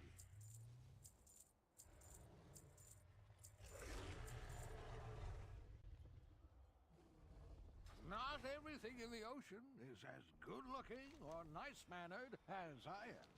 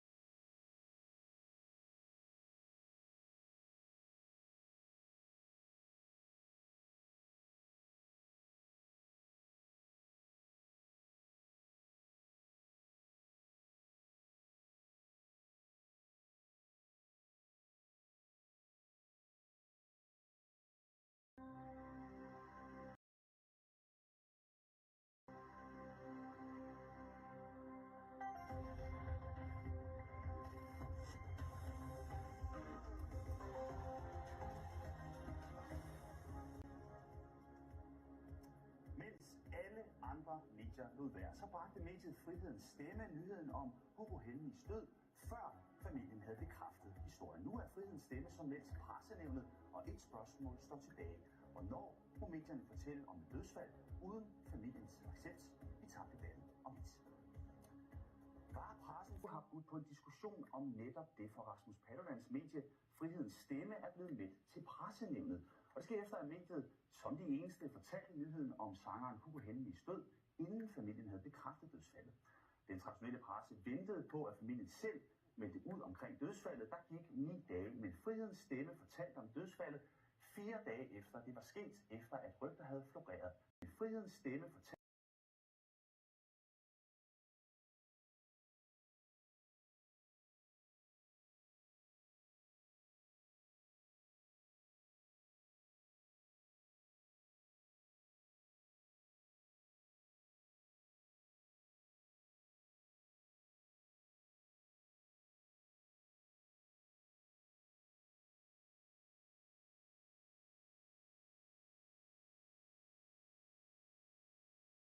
om dødsfaldet 4 dage efter det var sket, efter at rygter havde floreret på nettet. Mediet kunne få dødsfaldet bekræftet ved at slå op i blandt andet folkeregistret.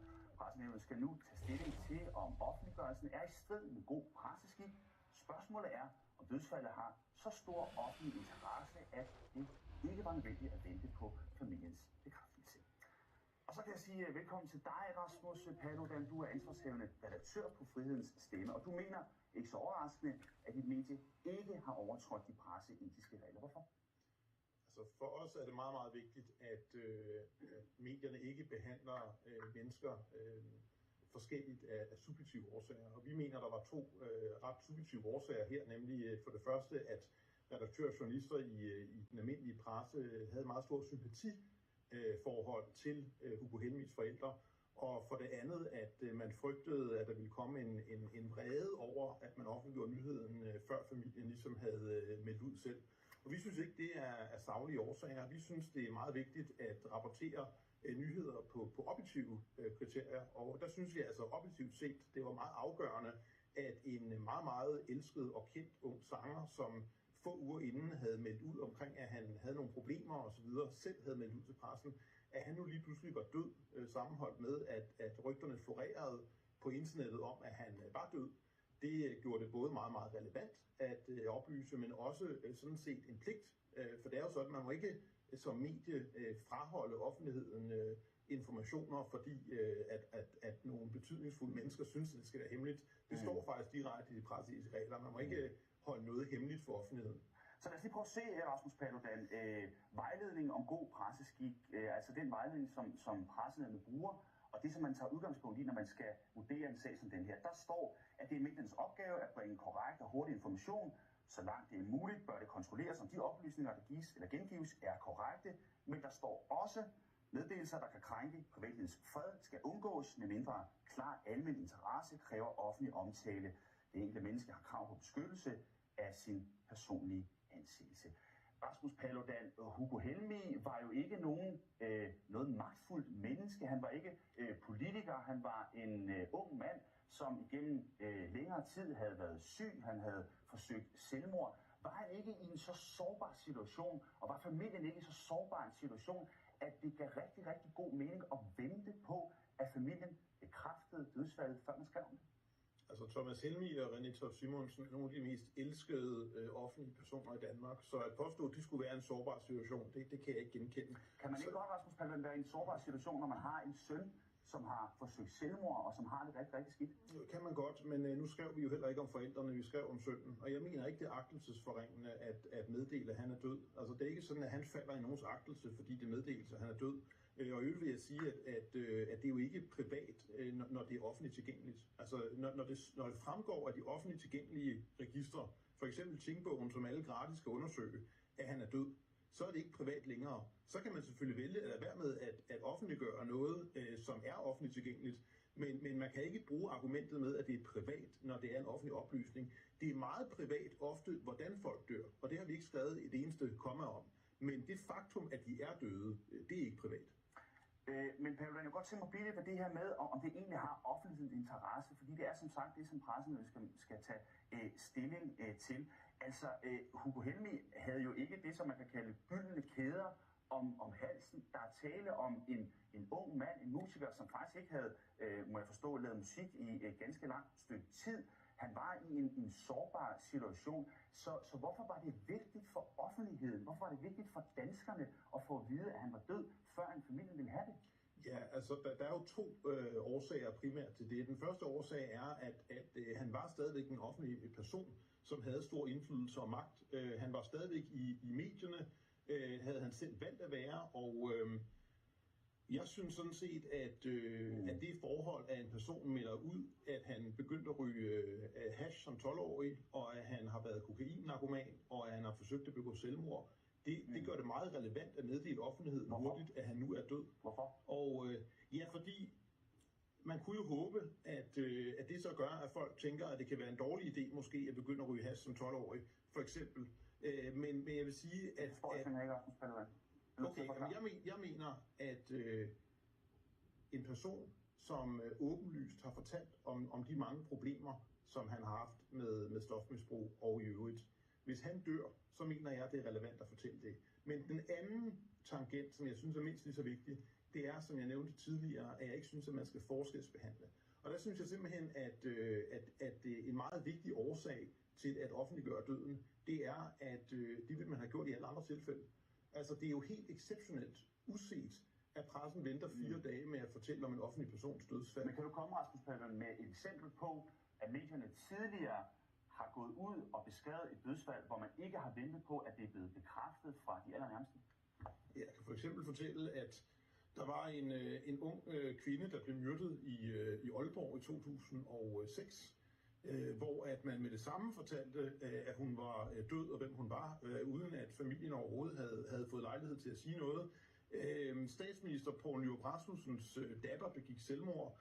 Som jeg er orienteret, så blev han informeret om, at pressen, altså ved at læse avisen, at hun havde begået selvmord. Og hun var ikke en person med gyldne kæder, og hun var heller ikke en person, som havde været en berømt sanger, som selv havde valgt at fortælle pressen om selvmordsforsøg og narkomisbrug. Så jeg synes sådan set, at jeg kan komme med masser af eksempler, og det er sådan set det, der irriterer mig mest her. At det er egentlig for mig at se slet ikke et issue, om den overtrædes i pressens regler, for det er det ikke. Det, man kan diskutere, det er, om det er etisk rigtigt eller forkert. Og der mener jeg, at det eneste etiske rigtige, det er respekt for Hugo Helmig, at han selv har fortalt om de problemer, han havde. Så skal man ikke holde det hemmeligt, fordi det er i bund og grund, hvad han ville have haft, man skulle have gjort, der er meget vigtigere, end hvad hans efterladte vil have. Men og jeg tror ikke, at Hugo Helmig ville have, at man skulle holde... Du aner vel ikke, om Hugo Helmig ønskede, at det her skulle frem i offentligheden. Det vi til gengæld ved, det er, at der er en familie, som rigtig gerne vil have, at det ikke kom frem, før de selv bekræftede det. Det vi ved, det er, at det seneste, han selv meldte ud til pressen, nemlig om hans selvmordsforsøg nogle få uger inden han døde, der fortalte han også, at det var noget, han gjorde imod sin families ønske. Så den seneste oplysning, vi har fra afdøde selv, det er altså, at han har valgt at melde noget ud, noget meget privat ud, imod hvad hans familie ønsker. Og det synes jeg godt, man kan læne sig ret meget op af. Du aner jo heller ikke, hvad han ville, og det gør hans familie sådan set heller ikke. Fordi der er jo ikke nogen, der kan spørge folk, når de er døde, om de gerne vil have, at man offentliggør deres dødsfald. Men jeg mener altså sådan set, det er et rimeligt argument, at afdøde også selv gerne ville have det ud, og det ikke skulle holdes hemmeligt. Men igen, Rasmus Paludan, jeg er nødt til at holde fast i, det aner vi simpelthen ikke. Du ved intet om, hvad Hugo Helmig selv ønskede i forhold til hans egen død. Det vi ved, det er, at der er en familie, som helt klokkeklart har ønsket, at den her nyhed, den skulle ikke ud, før at Hugo Helmig var blevet begravet. Hvorfor er det ikke det, du læner dig op af, når du åbenbart kærer dig rigtig meget om Hugo Helmig og hans nærmeste? Jeg vil sige, at jeg kærer mig ret meget om Hugo Helmig, ikke så meget om hans nærmeste, men så vil jeg sige, at jeg læner mig op af de presseetiske regler. Og hvis det var sådan, at reglen var, at familien havde veto i forhold til, hvornår man måtte offentliggøre en afdøds død, så havde jeg selvfølgelig fulgt det. Men det er jo helt nyt, at man påstår, at det er sådan. Altså, det er også derfor, at hvis pressenævnet overhovedet følger praksis gennem 20 år, så bliver den klage ikke taget til følge. Okay. Rasmus Paludan, tusind tak, fordi du var med her. Og ansvarshavende chefredaktør på 24/7, Simon Anders.